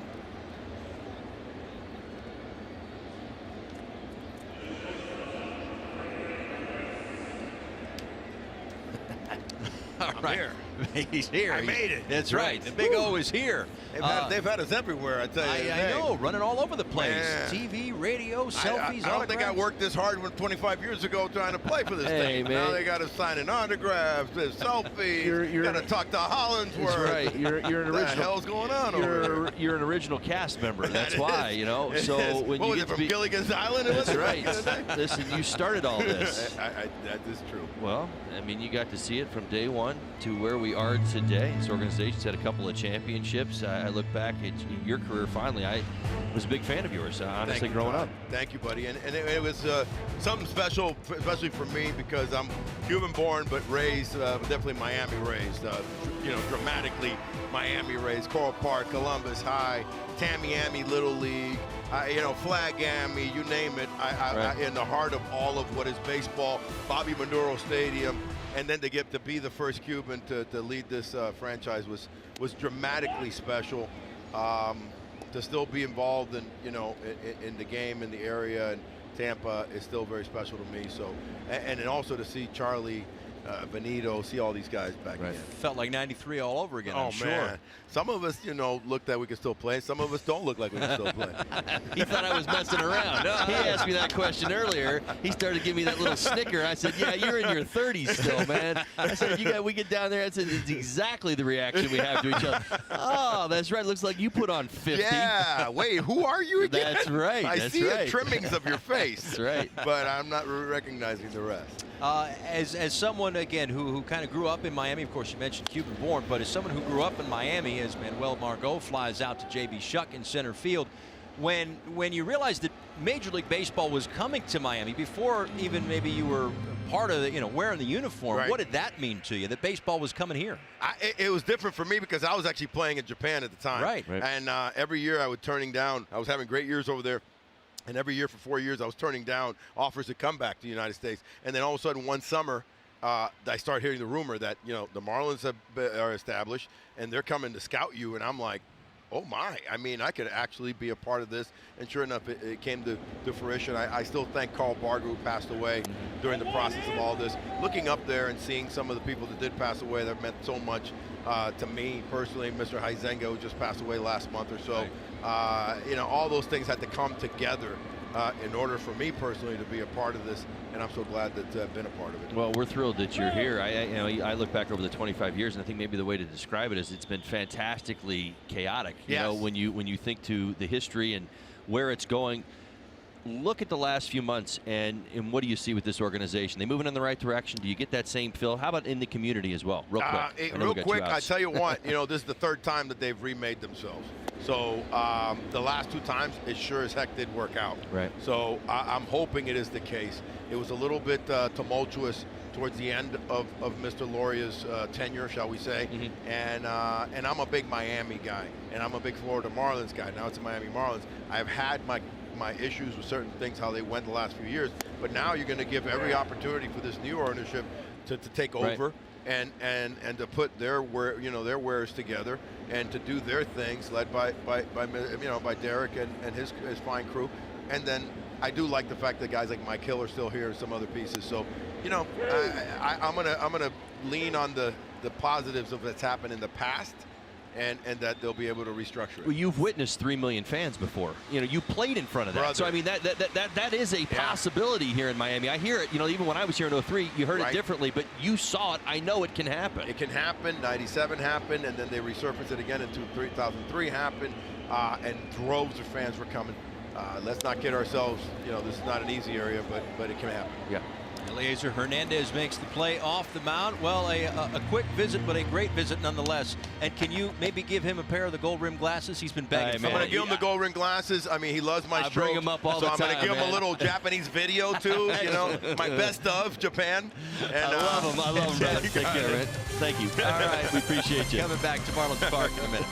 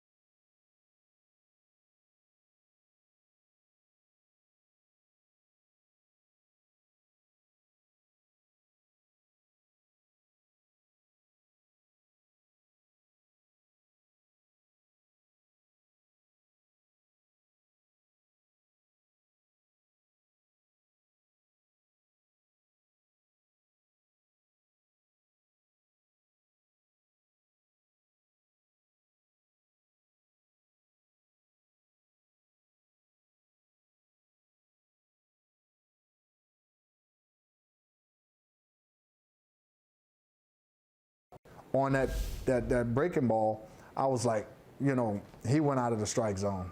You know, he went out of the strike zone, and that's what's going to cost us.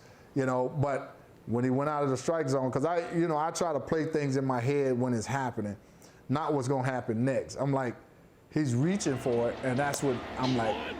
He chased the bad pitch, and when he got the bat on it, I'm thinking, okay, you got Tony Fernandez right there, and you got Omar Vizquel there. They're going to eat that ground ball up. And for some reason, it got past him, man. I was probably the happiest guy on the field. A lot of happy guys on the field after Game 7 of the 1997 World Series, the first of 2 in Marlins franchise history. Certainly thanks to Gary Sheffield for sitting down and kind of reminiscing a little bit. Again, we had hoped to talk with the hero from 97, Edgar Renteria, but had to go home, was feeling a little under the weather, so hopefully he'll feel better soon. But a very special weekend nonetheless, as we celebrate 25 years of Marlins baseball. Strike 2 to Derrick Dietrich, then JT Realmuto and Justin Bour here in the 6th, with the Marlins down 4-1 against Tyson Ross, who is approaching 70 pitches. Here now in the top of the 6th. Off the foot of Dietrich. Looks like he'll be able to walk it off, fortunately.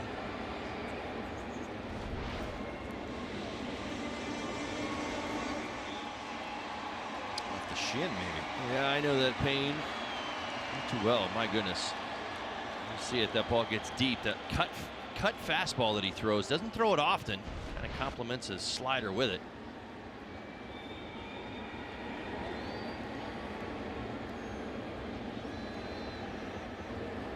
1-2 pitch is inside. 2 balls and 2 strikes. So again, we talked about the breakdown of his pitches, and it's really a lot of fastballs and sliders. But when a guy also has that cut fastball to mix in, it's, you know, a little bit different depth or movement of the slider, but not as straight as the fastball. you start to understand his splits. This one driven out to right center field, and Dietrich is gone deep. A solo home run, and it's 4-2. Stay hot, double D. How about it? You get the mistake, you hammer the mistake.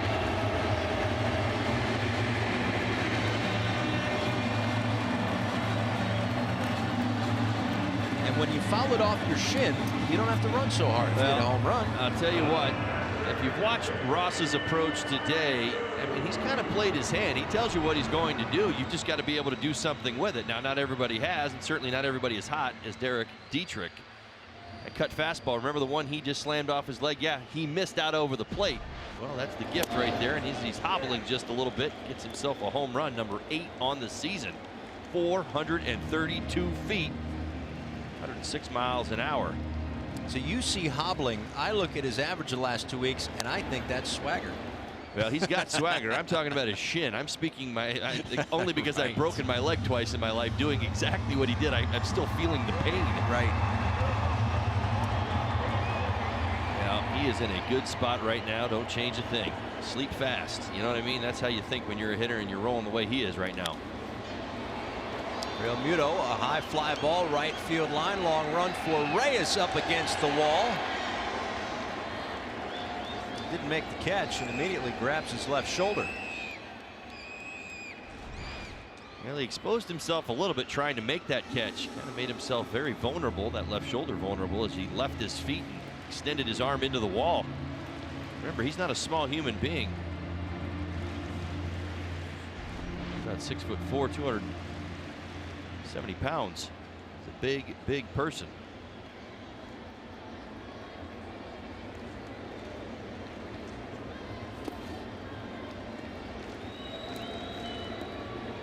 To JT, who is 0-for-2 in this ball game. A line drive out to center field and a fly ball to left.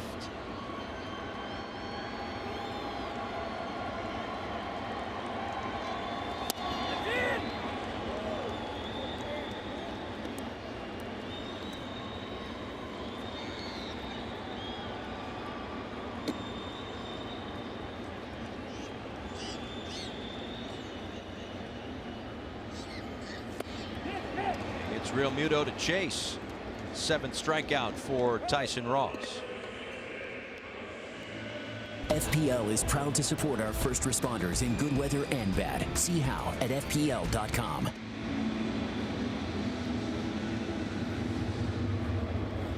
Seven strikeouts for Tyson Ross. He has done a lot of this year, racking up strikeouts for the Padres, working deep into games. They have won a lot of the games in which he has started. Kind of the ace, in a sense, of this staff. Andy Green has to like what he has seen. The 2 runs allowed, 4 hits, 7 strikeouts. And to this point, the 2 walks. 7 Ks, 6 on the slider.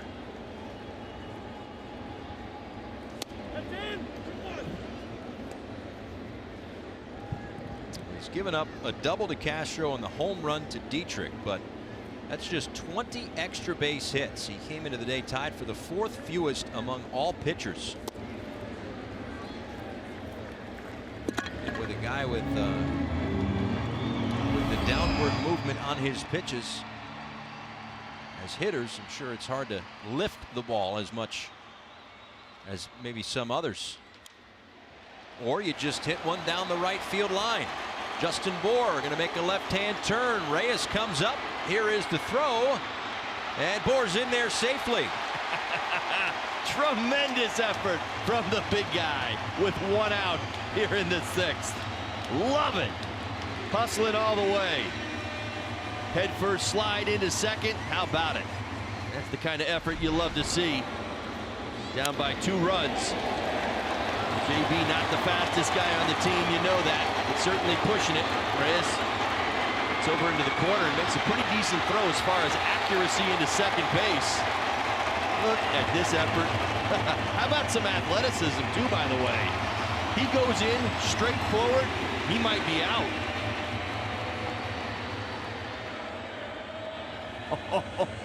Bend it like Bohr. How about you? Excellent effort. Didn't know the big guy was that flexible. You got to leave him guessing. You got to get some surprises, you know. So the tying run comes to the plate.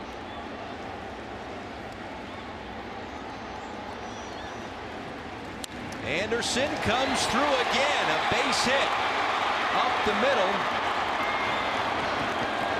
Moore's going to stop at third. It still does register as a hit with runners in scoring position, even though it doesn't drive in a run. He just keeps coming through. The Marlins have runners on the corners. Well, Justin Moore catching his breath, right? Great swing. I mean, again, great approach. Gets the arms extended, drives it back through the box. You're right. Didn't even get to mention the numbers. So I'm not even going to say 397. What I'm going to say is he's now hitting above 400 this season with runners in scoring position. Are you kidding me? He doesn't have a year of major league service. I get asked a lot of questions now on the road by a lot of analysts about Brian Anderson, and the first thing that comes to mind when I talk about him, as I said, he doesn't have the same approach that I see in so many of the young players today. We talk about the home run, we talk about walks, we talk on base percentage and slugging percentage. I talk Brian Anderson, I talk approach. He to me is a refreshing old school approach. I hope he's not offended by that, but what I mean by it is 2 strikes he chokes up. He notices that somebody's got a great slider. He doesn't look to get bigger, he gets smaller. You know, his strike zone shrinks. How many players can say that when the pitcher's ahead in the count, he's hitting 293? Not many. Not many at all. Andy Green comes out to make a double switch as the Marlins are cooking here in the 6th.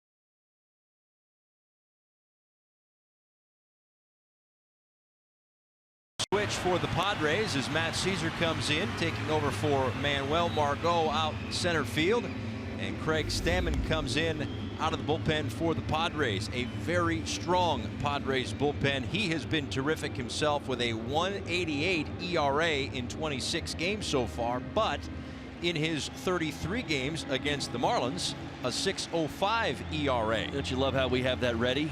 As soon as he enters the ball game, you better believe it. In fact, he came in the ball game under similar circumstances in San Diego, and he was greeted rather rudely by the Marlins. See if they can do it again. Runners on first and third, 1 out.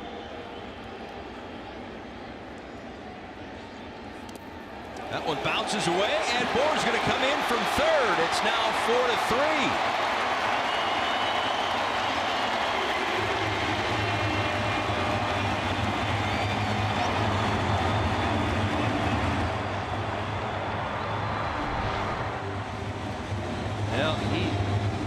just absolutely buries a first pitch fastball. This, I'm not even sure gets to home plate. That left-handed batter's box. Lopez really no shot at keeping it in front. So by definition, you'd say he spiked his fastball. I mean, usually you say it when you talk about a slider, but that was a fastball that was about 55-footer. And Anderson now in scoring position at second. A 1-0 is chopped foul. Just to clean it up, Caesar actually goes to left field and Jankowski moves from left to center, all as part of that double switch.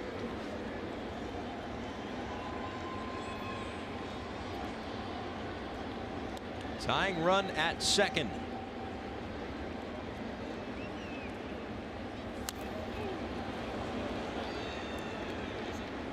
I know this isn't Groundhog's Day, but this day is oddly identical as far as the game action is concerned to the game we watched in San Diego. Dan Straley struggled early, gave up some runs, survived a little bit longer, was able to kind of rally. The Marlins got to Ross, kind of in that 6th inning, were able to reclaim the lead, and that's when Dan Straley ended up giving up the home run to Reyes. We are under almost identical circumstances.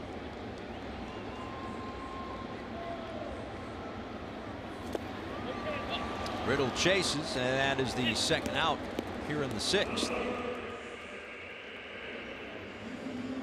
Yep, you are right. 5 1/3 for Tyson Ross the other day. 6 hits and 3 runs. No, 5 1/3, 6 hits. See, I'm getting confused because they're so close. I told you. Today, 5 1/3, 6 hits, 2 runs. The other day was 5 1/3, 6 hits, 3 runs. Right. And then Stammen came on in the 6th.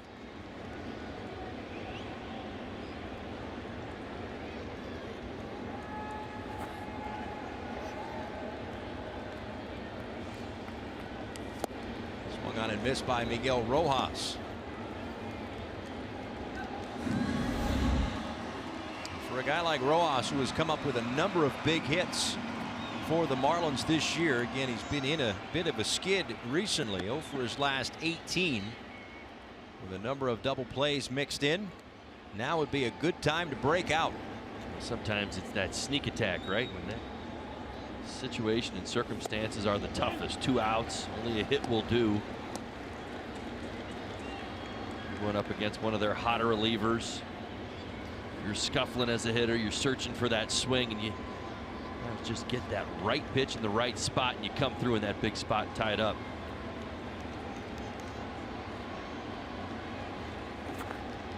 With 2 outs, if he could find some outfield grass, Anderson likely scores to tie it up. As chase, 2 balls and a strike. The good takes. Stammen really committed to burying that slider to see if Rojas will chase.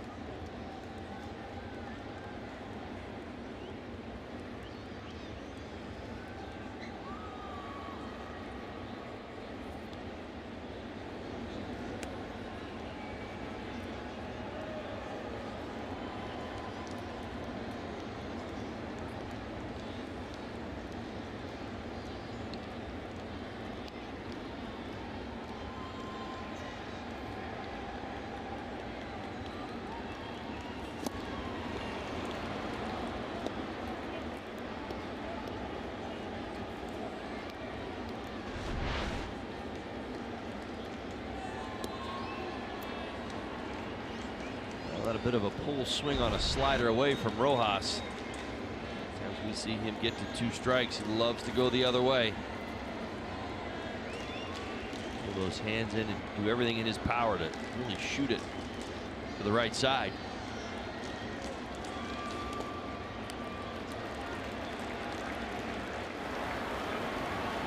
Second rider up for the Marlins.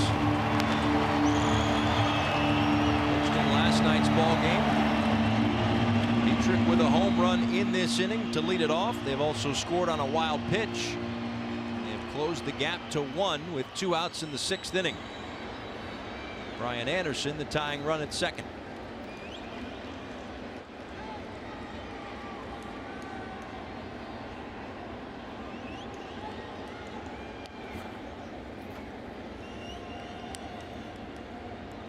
Payoff pitch coming, line drive up the middle, soft liner, and it's off the glove of Perella. Anderson makes a turn toward home. Here's the throw. Anderson scores. Rojas to second. The Marlins have tied the game. Boy, that's how you break out of a slump right there. Miggy Rowe coming through. How about it?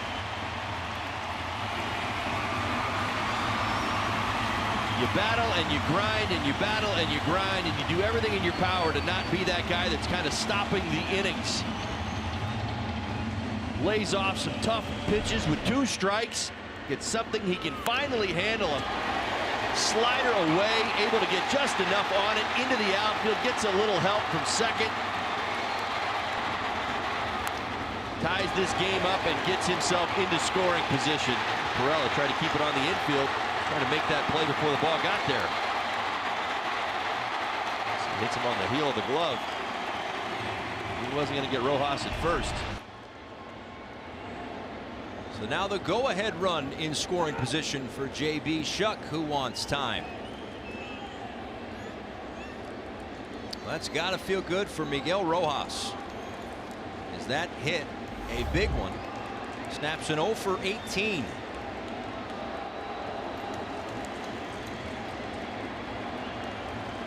JB's had a nice afternoon, 0 for 2, but he's hit the ball well. Long fly out to right. Warning track. Reyes tracked him down. Also sliced one to left. Jankowski made actually a very nice running catch against him. Some tough luck. He's had some good swings.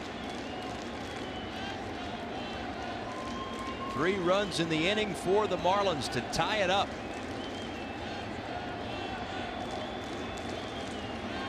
And now out to center field.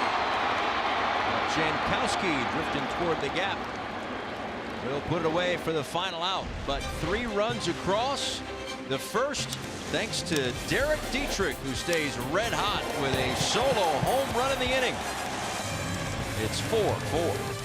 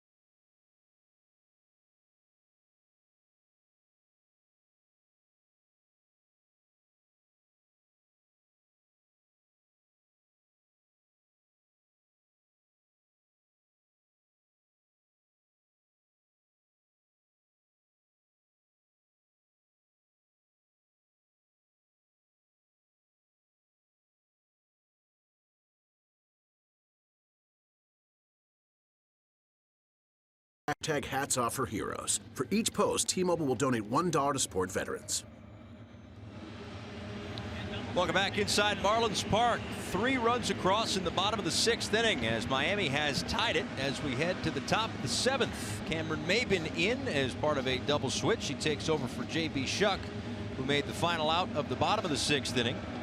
The other half of that double switch is Drew Steckenrider, pitching in his 30th game this year for the Marlins. He has had hiccups, but those are about 3 weeks away. He has been a lot sharper as of late as he will face Matt Caesar and then Travis Jankowski and Eric Hosmer. 9-1-2 due up for the Padres in a brand new ball game.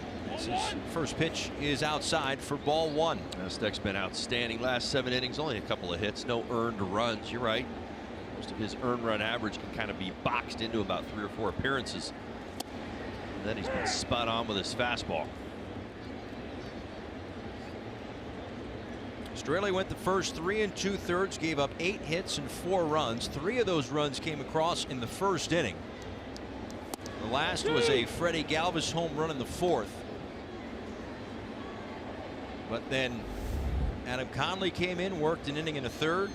Eliezer Hernandez worked a clean 6th inning. And now Steckenrider will attempt to keep the momentum on the side of the Marlins.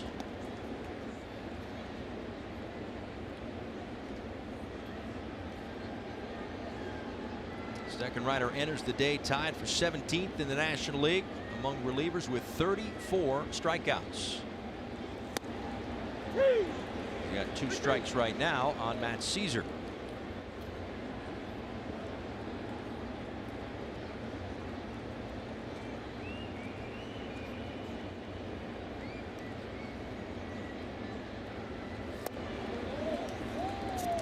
But he walks the leadoff man here in the 7th.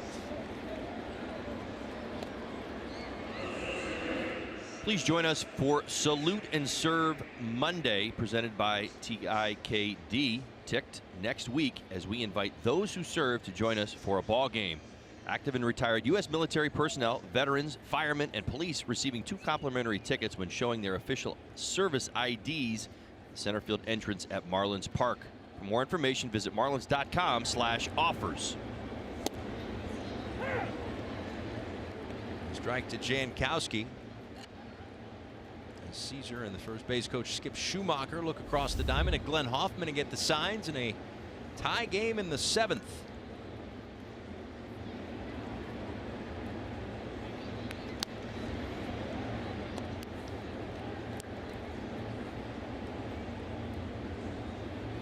Well, again, Straley wasn't at his sharpest today, at least not early. The bullpen has certainly stepped up, at least in the last couple of innings. And we'll look for more from Steckenrider and company if they want to complete the comeback, pick up the first 2 games of this series against the Padres. The series finale tomorrow afternoon, on the air earlier than normal, 11:30, to get you set for the alumni softball game. An hour-and-a-half pregame show. We'll have the game for you, and then the first pitch of the series finale a little after 1 Eastern time. It's Clayton Richard and Jose Urena, the 2 starters. Urena coming off his first win of the year. I'm so happy that you're finally saying that. It got desperate. I got desperate. You know, when you pitch well and you just don't finish it for him. A lot of conversation, but you're right. You get that one out of the way. The other part of it too was that it wasn't just that he wasn't picking up the wins. The Marlins won a game that he started for the first time in 14 outings. Oh yeah, you know, you feel them all, right? Certainly no lack of effort on his part. He did his job more than enough times to pick up a win. Sometimes the circumstances just didn't lend themselves to getting it done.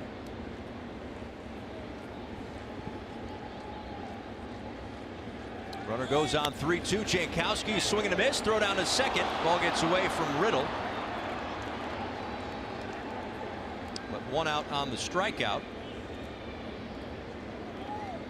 As Realmuto goes out to talk with Drew Steckenrider, we take a look at Team Teal for tomorrow. Who's that guy playing left field? That's right where I belong. Right next to the fast guy in JP. And well, JP will probably look over at me and say, listen, Holly, you're on your own because I got to cover right in CP. Carl Pavano. That's right. See, there's nowhere to hide. Listen, Carl's in great shape. There's no doubt about it. But listen, we know he's moving to Connecticut. He's got a lot going on right now. So we're going to get as many bullets out of him as we possibly can. He'll play the whole game. Okay. All right. So that was Team Teal. This is Team Black. And that means you'll have to deal with the knuckleball tomorrow. Well, that's okay. I got a good look at it. Ceremonial first pitch. I was all over it. I had the prime spot. I was in the right-handed batter's box. Oh, that's nice. It's Charlie like was up. He did yeah. it, right? It was funny because I almost said something to Charlie. I'm like, I actually saw the seam not move. I'm usually looking for spin. I was like, I saw no spin. Right. He threw a knuckleball. It was fantastic. Didn't even turn over one time. Right. Well, that's my thing with spin rate. Like when spin rate first came up, and it was R.A. Dickey. It's like spin rate of 1. Like I can count it. Right. I don't need all the cameras and the metrics. First and second after the intentional walk to Eric Hosmer as Perella takes a called strike. Officially the second walk of the afternoon for Steckenrider. Got his first strikeout just prior as Travis Jankowski was out. So a force at any base as Perella doesn't chase upstairs. If you go back to the bottom of the 6th inning, there has been a scoring change. Miguel Rojas reached on an E4. Not a base hit, so his Ofer skid continues officially, but a huge hit nonetheless. Huge contact nonetheless, as it led to the Marlins tying the game. Yeah, that's highly debatable. It's a base hit like I ever played in. It was a tough play at second base, and he certainly wasn't throwing Rojas out at first. No force at second.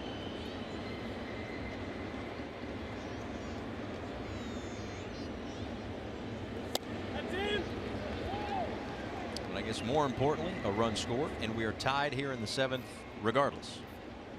Absolutely. Marlins doing a nice job battling back this afternoon. This Padres team they've had their issues scoring runs on the road. In particular, came in having scored the fewest runs on the road this season at 92, now up to 96.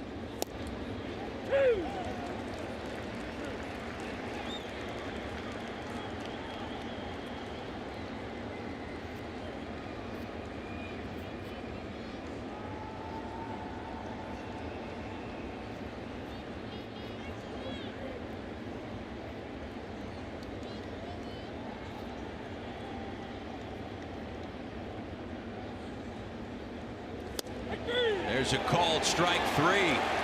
Froze Perella, 2 out.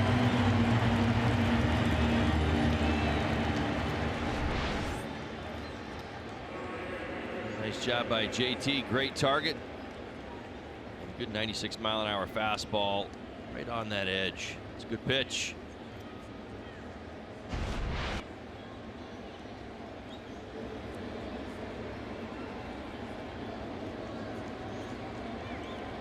Not out of the woods yet. As the big power threat, Franmil Reyes steps in. Struck out looking in the first, singled in the third, grounded out in the 5th.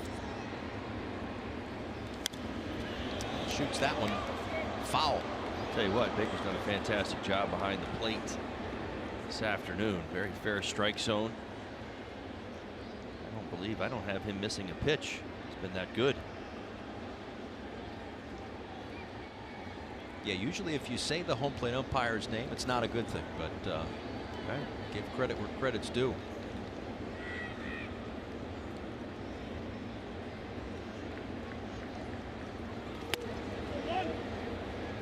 Two tall drinks of water over there at home plate right now. Franmil Reyes, who is, as we mentioned before, a pretty big body, 6'5", 275, and looking up the home plate umpire.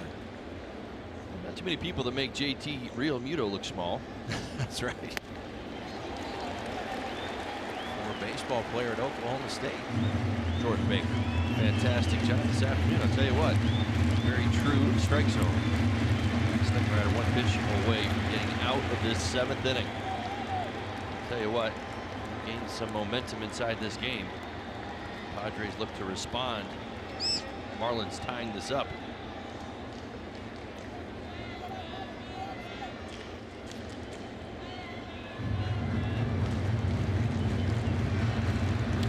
These are the sorts of innings that the Marlins have wanted and needed and maybe not had too much of. Those shutdown innings after they score runs.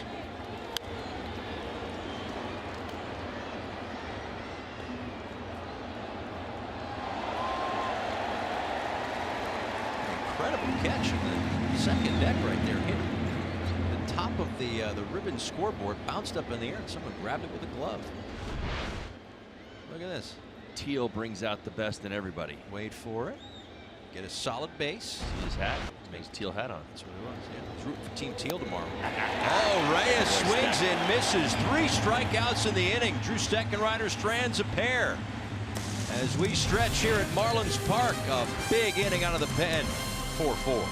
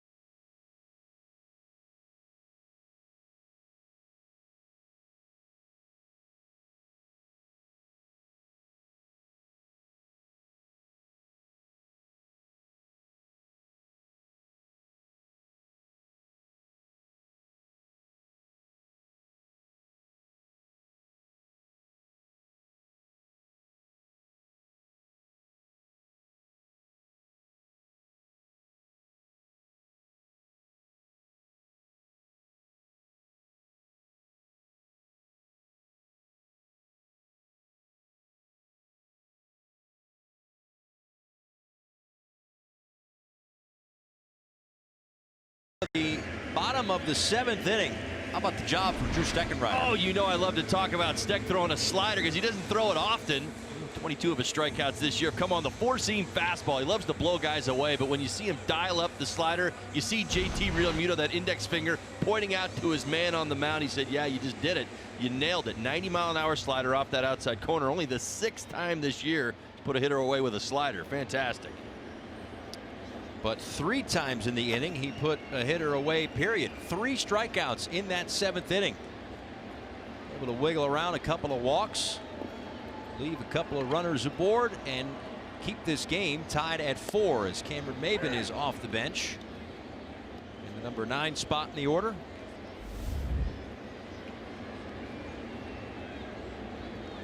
He's hit the Padres very well this year. Takes outside. This year, Maben 5 for 14 with a couple of RBIs against San Diego.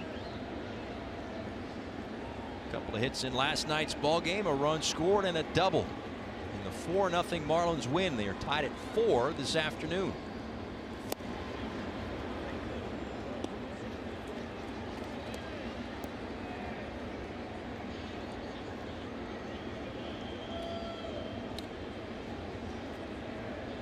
Stammen, who got the last 2 outs of the 6th inning.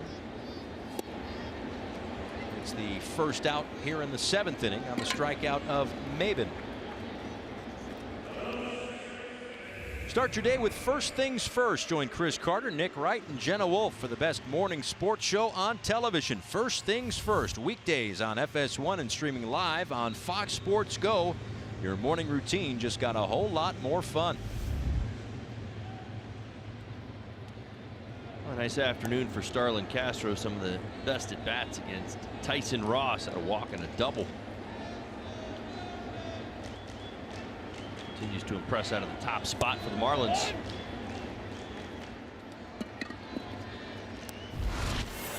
Time for Lowe's whole team together. Marlins hits leaders Brian Anderson with the hit earlier today. 1 of 2, in fact, has jumped ahead of Starlin Castro. This one on the ground to 3rd. Spangenberg, and there are 2 away.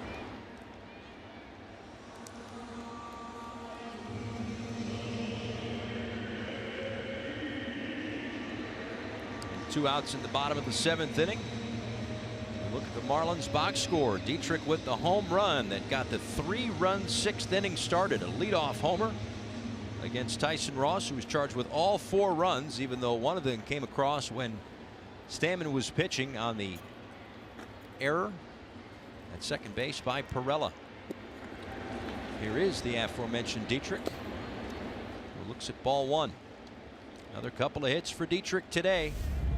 His 15th multi-hit game this year has the average up to 290.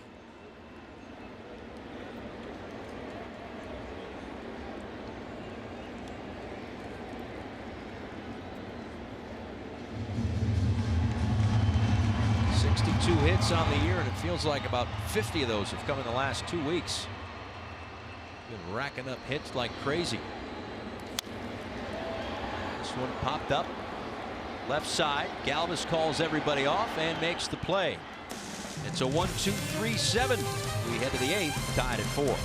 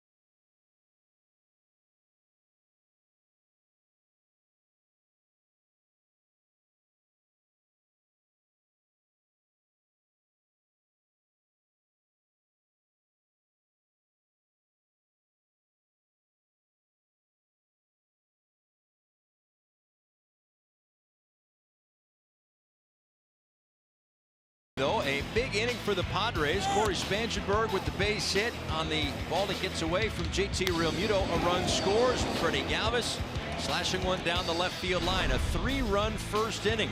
But then Derrick Dietrich helping the Marlins get on the board. Brings home Starlin Castro in the 3rd. Then in the 4th, Freddie Galvis with a home run to right center field. That made it 4-1 Padres at that point. But in the 6th, here come the Marlins. Derrick Dietrich with a leadoff home run, his 8th of the season. And then a wild pitch brings home Bohr. Miguel Rojas with what is now being called an infield single. Anderson scores on an E4. But at the end of the day, it tied the game. And that is where we stand. 4-4 going to the 8th inning. 25th anniversary weekend. A Marlins win last night, looking for back-to-back victories. If Drew Rucinski can keep the Padres where they are and allow for a late inning rally on the Marlins side of things. We've seen Rucinski already a couple of times. And now working in his 3rd game, but he gets the 8th inning of a tie game. As it will be Spangenberg, Galvis, and then what looks like Hunter Renfroe has grabbed a bat. Hit in what was Margot's spot, and now the pitcher after a double switch.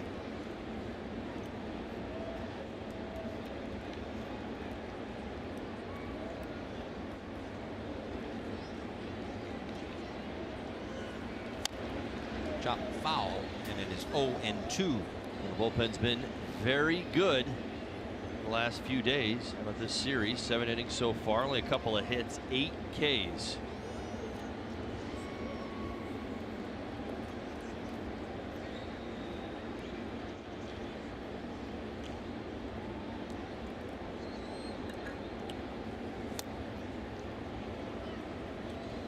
We've seen Rucinski again 3 times. Now this is 3, and one thing, the first thing you notice is that he just digs that ball right between his fingers. Try to get it set for the split finger. And with 2 strikes, you have to be aware of it. That one not the split finger, just a fly ball out to right field. Anderson puts it away for out number 1. It's time now for the big story. And how about this? Alexander Ovechkin hoisting the Stanley Cup. A long time coming for the Washington Capitals, as this year they're finally able to get over the hump. All right. I mean, good at the pucks. And the Eephus pitch is in there. Throwing a knuckleball. No, I'm just kidding. Yeah, finally able to get over the hump of that second round of the postseason, the Stanley Cup playoffs, and able to take care of the Vegas Golden Knights as Galvis lines out to second base for the second out of the inning. He's in. And it is, in fact, Hunter Renfroe off the bench.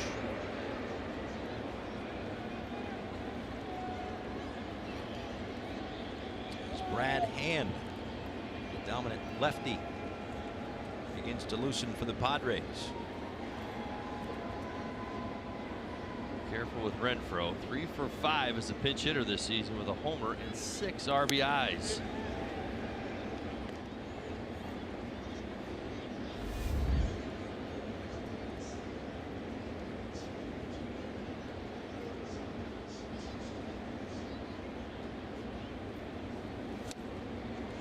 Big swing there, a ball and a strike.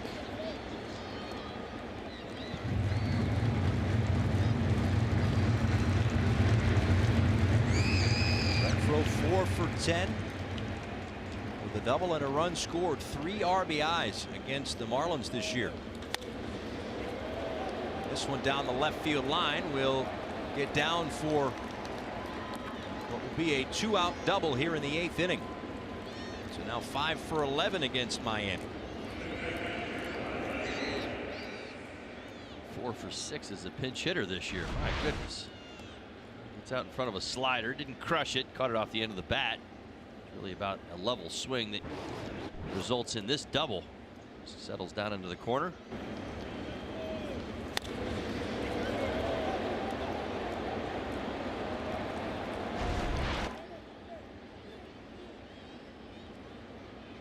An intentional walk to Rafi Lopez. And that will set up the force at any base for Matt Caesar.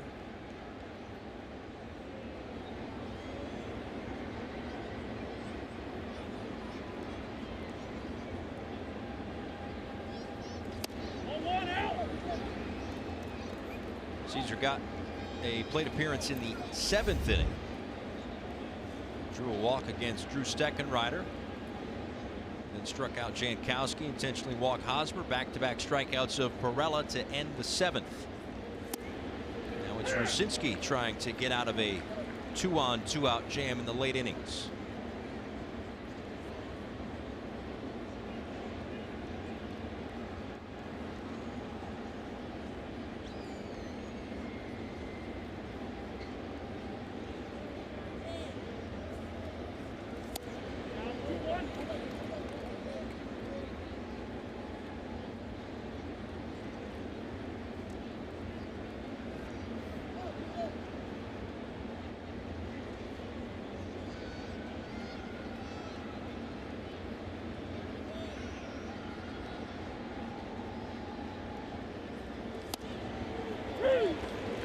Called strike, and now 2 balls and 2 strikes to Caesar. That's a real good fastball and a hitter's count. 95 blowing away. Caesar would not have done much with that fastball. Let's see if he goes back.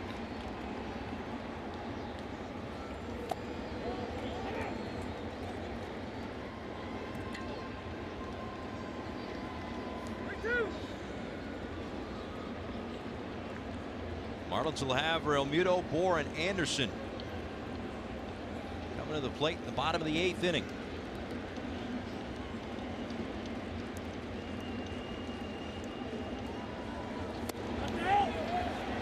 Ball 4 will load the bases.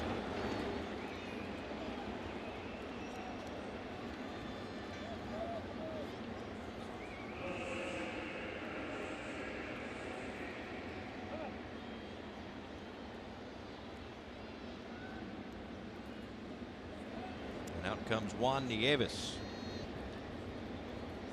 Spangenberg led off the inning with a fly ball out to right field. Galvis lined out, so 2 quick outs. But then a softly hit double down the line for Renfroe, an intentional walk and a conventional walk, I guess you could call it. Have now loaded the bases. So it's Renfroe, Lopez, and Caesar. Your runners third to first.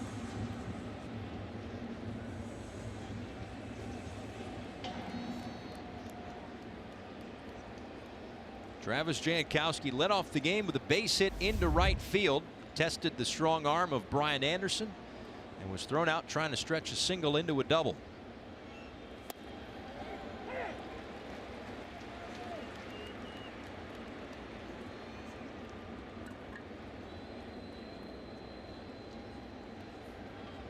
Something tells me they don't expect Jankowski to pull here. Not in the air anyway. A lot of real estate down the right field line.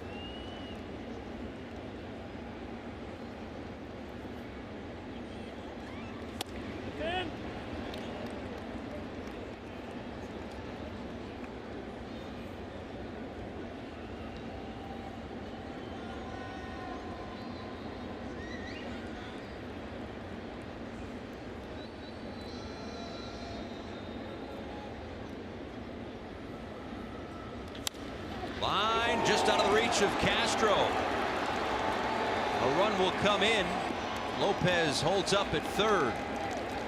It's a big RBI single for Travis Jankowski. The Padres take a 5-4 lead. Yeah, reluctant to mention it. We talked about it a little bit earlier in the ballgame. What this Padres offense is so good at doing. These are their best at bats almost in any game. Runners in scoring position and 2 outs now, 3 for 4 on the afternoon. Jankowski a rocket to right center.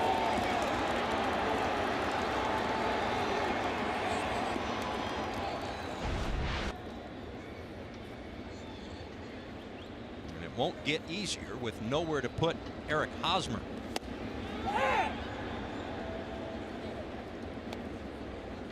But Lopez was drifting down the line a bit too much for JT's liking.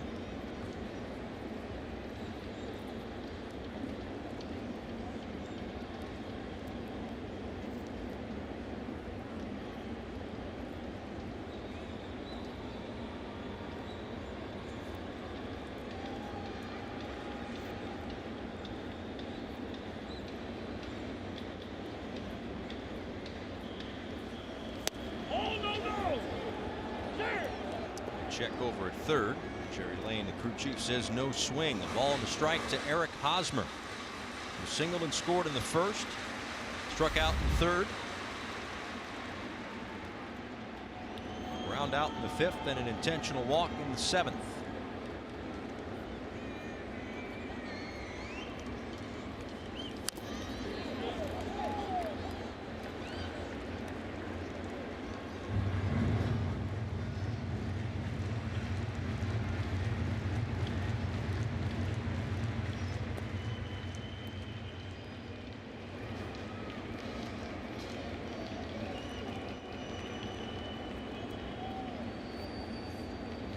Seen Hosmer go after the slider a couple of times today.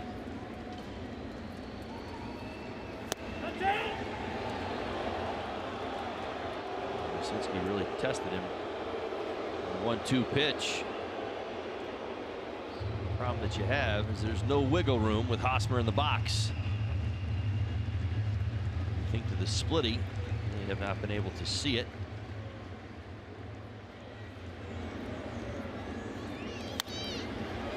In the air, left field, long run for Dietrich, and he gets there. Kind of stuck that knee in the ground, but made the catch. Let's see if he left the divot. Makes the catch. 5-4 Padres, though.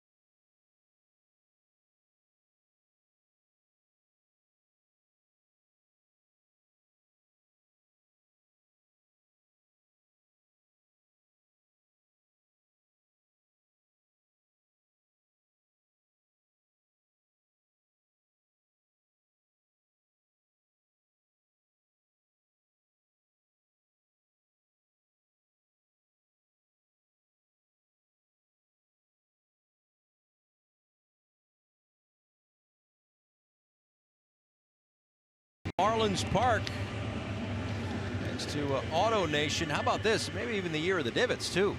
Those are what's left of Derrick Dietrich's knees, essentially. I tell you, I try to leave those on the green, not on the baseball field. That's where your ball plugs. How about a couple of knees? Certainly your fresh catch of the day. Goldfish Grill, my goodness, good to see him get up. Look at that. Stuck the landing, kind of. That you need a pitchfork, like literally, that's as a divot tool. When you put your 6-iron on the green, that's usually the mark it leaves, and then you take that and you pull that out.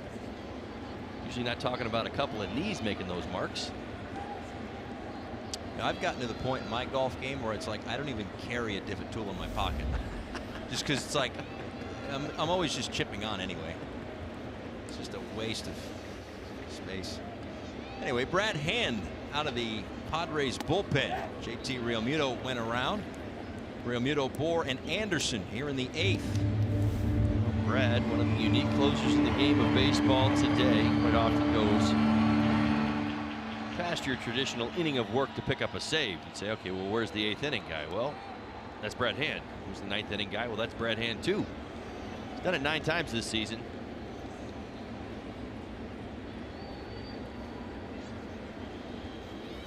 In those games, 5 for 5 in save opportunities. Does have 1 win, 1 loss. The team does.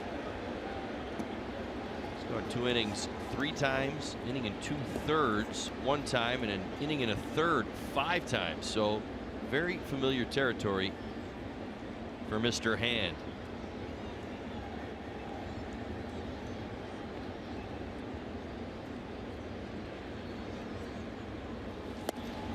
Realmuto doesn't chase. A ball and 2 strikes. If we're still playing the identical game from the last time that Straley and Ross faced off a couple of weeks ago in San Diego, Brad Hand worked the 8th inning. In fact, faced Realmuto, Bohr, and Anderson. A strikeout, and a flyout. Marlins hope for something a little bit different here today.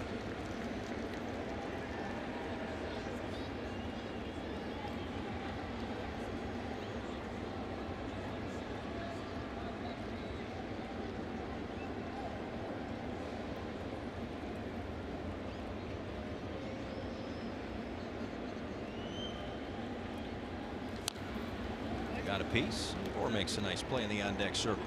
Still 2 balls and 2 strikes.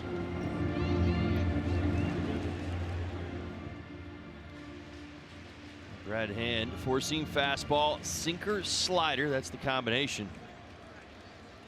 Throws that slider 54% of the time.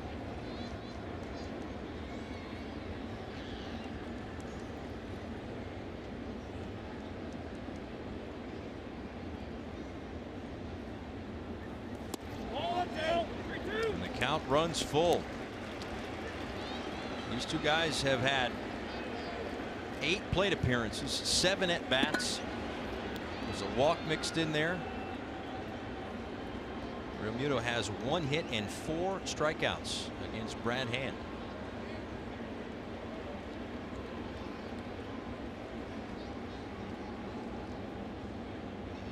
Here's a 3-2 pitch. Line to Galvis.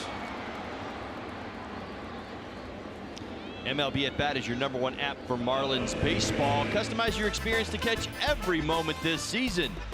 Marlins home screen icons and features such as MLB.TV, Game of the Day, pitch tracking, in-game highlights, live radio broadcasts, stats, news, and more. Download MLB At Bat today.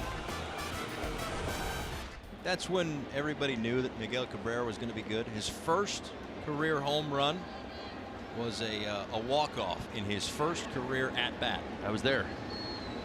Did you know that he was going to be something special? Well, he presented himself that way. When you looked at his size, and I mean, this is coming from some, you know, baseball players. He had broad shoulders, strong hands. He was a young kid. I mean, many of us were wondering, you know, how polished is he? 20 years old at the time.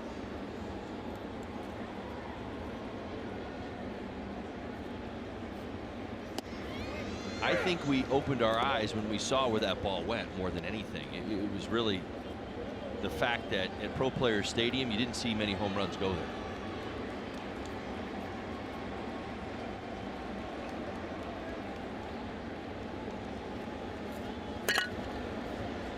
Well, Miguel Cabrera won a Triple Crown in his career, the Detroit Tigers, a couple of years back. And apparently Justified just won the Triple Crown in horse racing.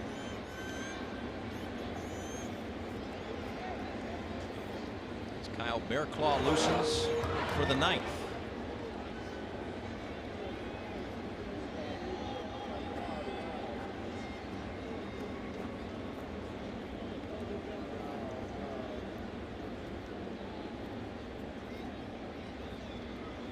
Ball and 2 strikes to Bohr, who takes outside.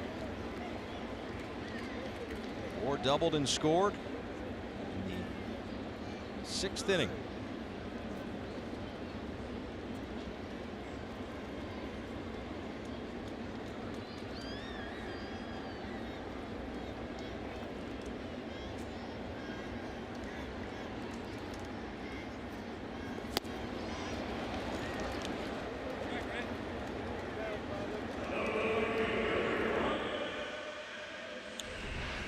As a left-handed batter, sometimes you could get caught with 2 strikes sitting and thinking about the slider that hitters are only hitting 109 against, and you do your best to defend against the 95-mile-an-hour four-seam fastball. I think that's probably the case here with Justin Bohr. I see that upper body creeping out over the outer corner. Brad Hand not a comfortable at bat.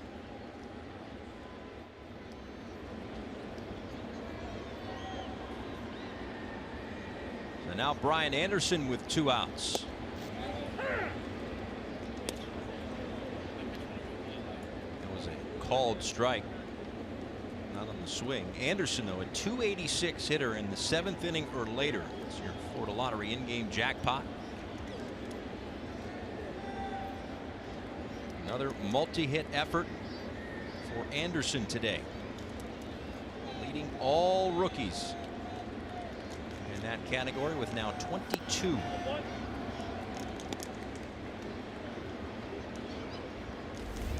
Brad Hand has not given up a hit to a left-handed batter on a fastball yet this year.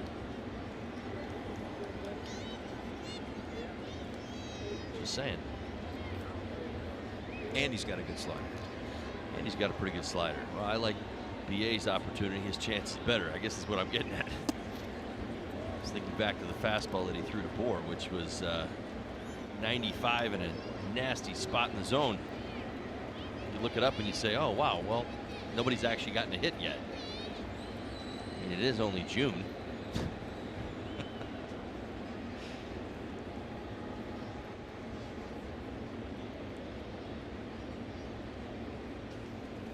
Oh, no. 3 balls and a strike with JT Riddle on deck.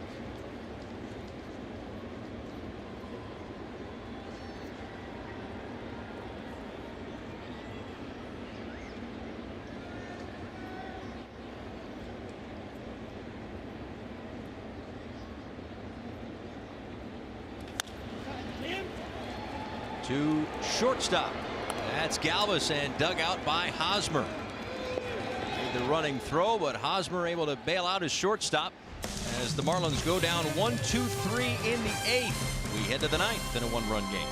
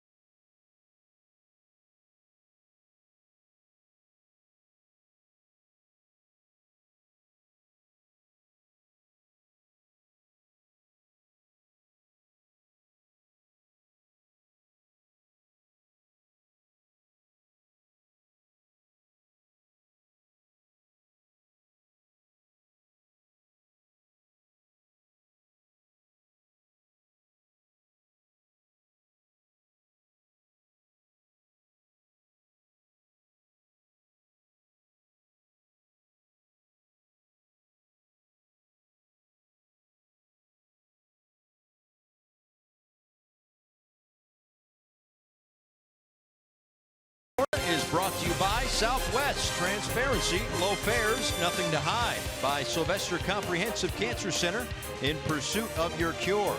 And by your South Florida Honda dealers. Paul Severino, Todd Hollingsworth back with you. A lot of alumni here this weekend as we celebrate 25 years of Marlins baseball. Of course, the 97 World Series championship team, 03 as well. The big alumni softball game coming up tomorrow, which you can see on Fox Sports Florida if you can't get to the ballpark, and I hope you can. 11:30 a.m. Eastern time, we are on the air as Jose Perella swings at the first pitch and flies out to Brian Anderson. One quick out here in the ninth.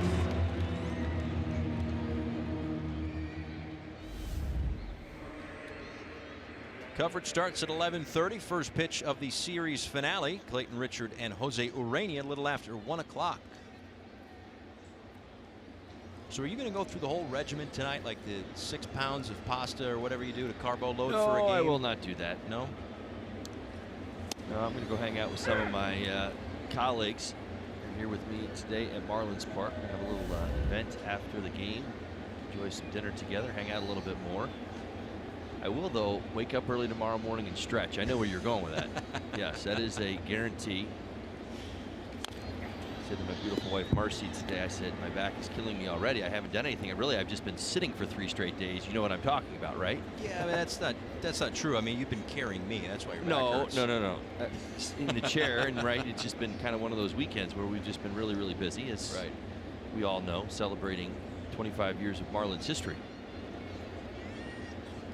But I got to stretch. It's a fact. As Reyes walks off, I'll tell you what. It behoove Marlins pitchers to stay out there. Reyes, we've seen his power on display, certainly in San Diego. If you stay far enough on that outside corner, he's struggled with that all day today.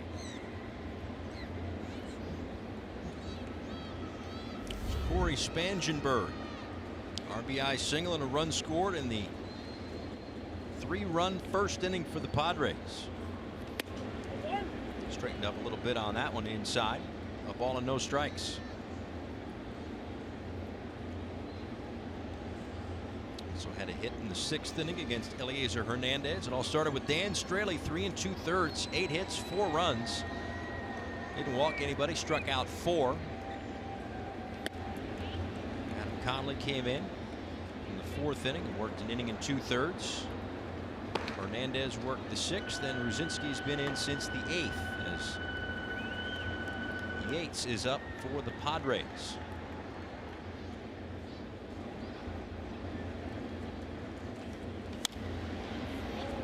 Out to center field. This is Maben making the catch. Marlins down a run going to the bottom of the 9th inning. T. Riddle will lead things off. Let's hope the rally's just getting started.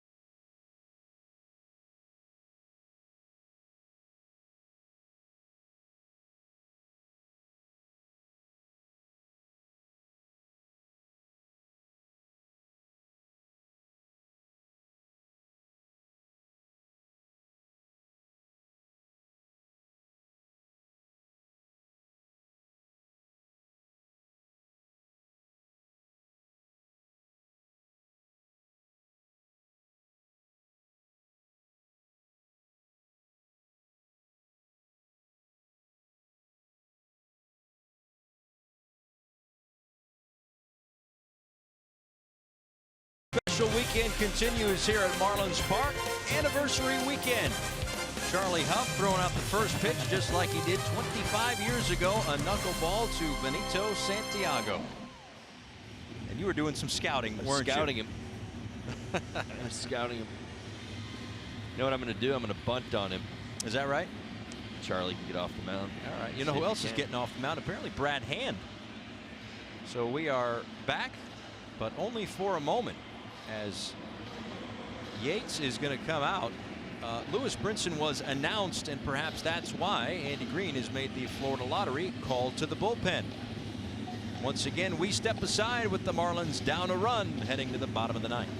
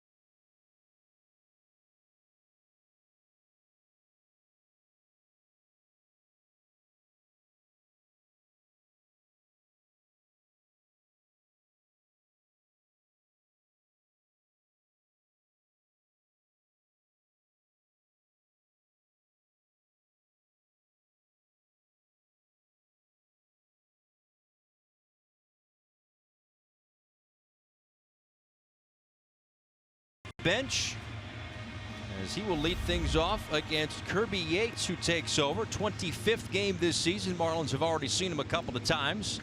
An opponent batting average south of 200, but again, the depth of the Padres bullpen, unbelievable. One of the best lefties in the game, Brad Hand. You leave him, you go to this guy who's got a 1.17 ERA. He's got a pretty good combination. Four-seam fastball, split finger fastball as well. Occasional slider. Chop to third. That's a fair ball. And Brinson's going to reach.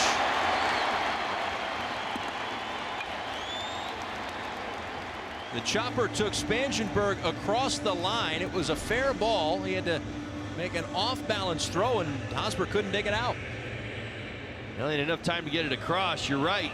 As you see, it's into the baseline. I think that's where Hosmer, certainly being careful, has to go to the backhand. Spangenberg picked the high hop, and again, there was some debate whether it was going to be fair or foul. It's going to be an error. Watch the throw. Brinson hustling all the way, which you want to see him do, but Hosmer kind of bailing on first base. I certainly get it. But a big man like Brinson busting it down the line, that would have been a sellout on a tough play in the line. So now Rojas. With Spangenberg in at third, he squares to bunt, fouls it over the netting. 0-1.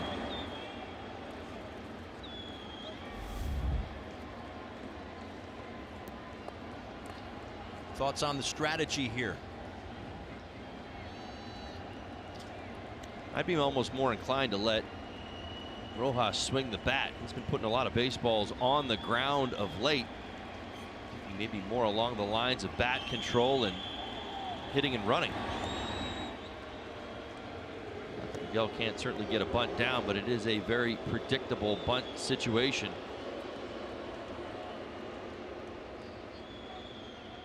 Marlins have 2 walk-off wins this year. Second game of the season, and Rojas had the base hit in the bottom of the 17th. Also walked off the Phillies on May 1st. They need to come back before they walk off, however. Rojas squares, pulls it back, and takes strike 2.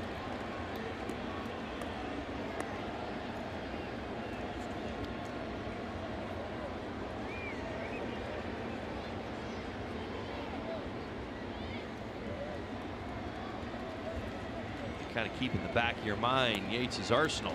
He'll throw a slider occasionally. Doesn't throw many. He's only thrown 22 on the season. Really likes to lean on that split finger fastball to get his punch outs in a situation. Almost anticipate that approach. The 0-2 pitch. Ball in the dirt.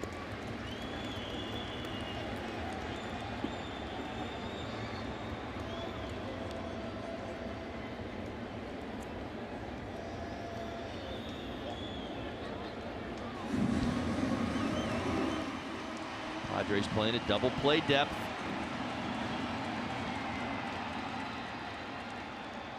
Would you think about starting Brinson? Not now. Would have been a couple of pitches ago. I would have considered it a little bit more, but he really would have had to have been ready. And I think what sometimes happens, you know, Brinson swings at the first pitch of the game. There's really, or you know, a first pitch of his outing. There's not a whole lot of rhythm there. It's not, you know, the ability to almost read where he is at. He's thrown one fastball. It was put in play. You get Rojas up. Now he's fresh off of, you know, busting out and getting a big base hit. You know, you could think early to potentially hit and run right there.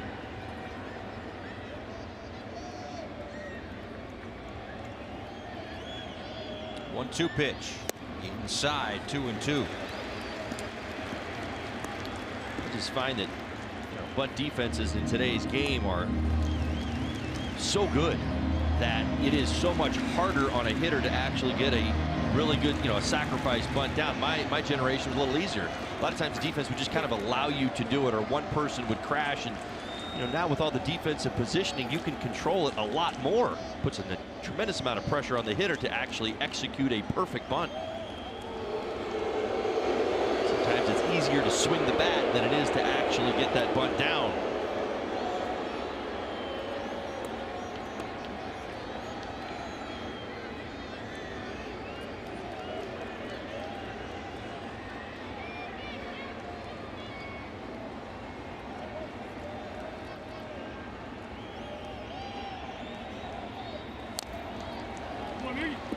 Job by Miggy. It's 3 consecutive split finger fastballs. We'll get a piece. Third one.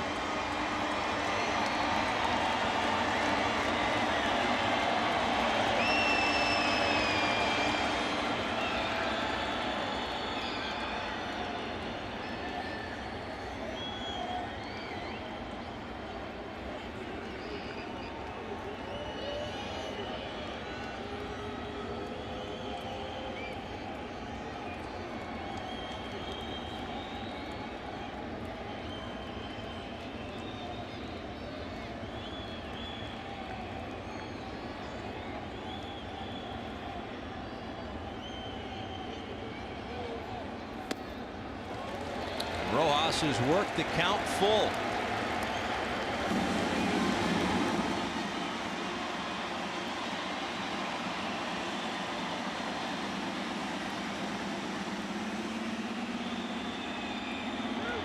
Ryan Holiday has moved into the on-deck circle. Well, if it were my call, Brinson would be on the move right here.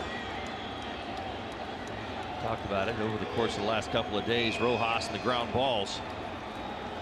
15 ground ball double plays, leads Major League Baseball. Runner goes. There's a ground ball. Brinson will get to second. Galvis gets the out at first. And by starting Brinson, that probably keeps them out of the double play. Absolutely. That's why you got to send him. Great job by Rojas, having a productive at bat, down in the count 0-2. Gets beat a little bit on that fastball. Certainly had to guard against the splitty. Brinson on the move. There's the ball on the ground as expected. Galvis really no shot at getting Brinson. Same as a sacrifice bunt. Nice job by Rojas. Said not an easy at bat, all things considered. Did the job. This would have been the pitcher's spot, so it's Holiday, the last position player on the bench for Don Mattingly. And Holiday takes upstairs. Last time these two teams got together, Holiday put together some nice at-bats against the Padres in San Diego. Looking for another here. With the tying run at second base, the speedy Lewis Brinson. Holliday's been pretty good as a pinch hitter, not called upon too many times. 4 times, but he's come through twice. 3 for 5 feels an awful lot better. 2 for 4 on the season. And the count 2-0.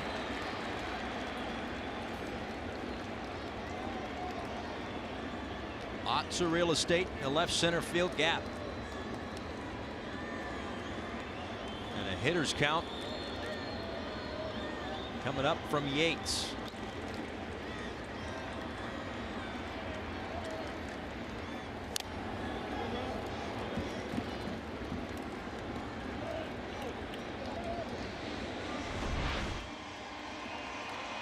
Well, 94.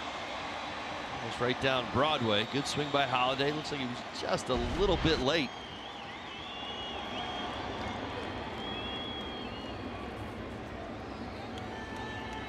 This is the advantage sometimes that a reliever has. There is still a little bit of wiggle room. We get so obsessed with that runner on second base. He does have a base open.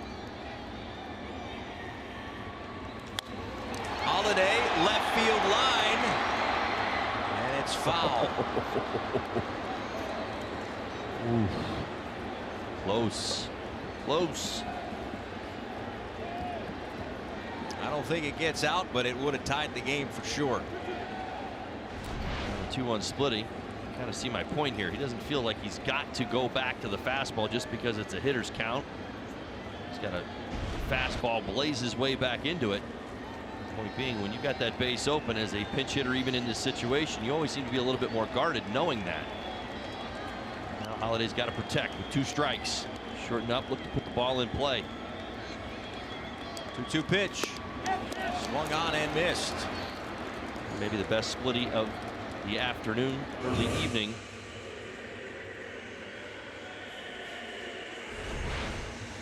And there's a good look. Watch how it dive bombs across the plate, ends up just above the dirt.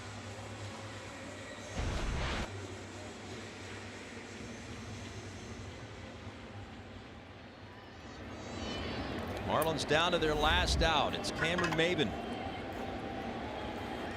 Came on in the 7th inning, struck out. He was facing Craig Stammen.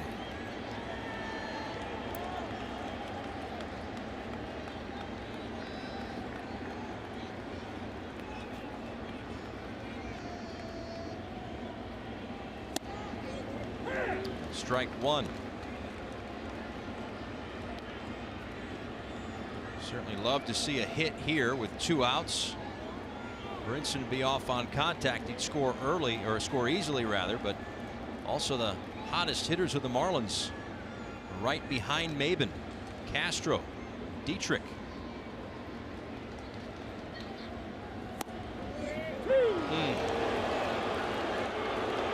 Wow, a couple of tough pitches to Maben. First pitch split, he caught the inside corner, back outside at 95, borderline pitch at best. He catches that back edge of the corner. And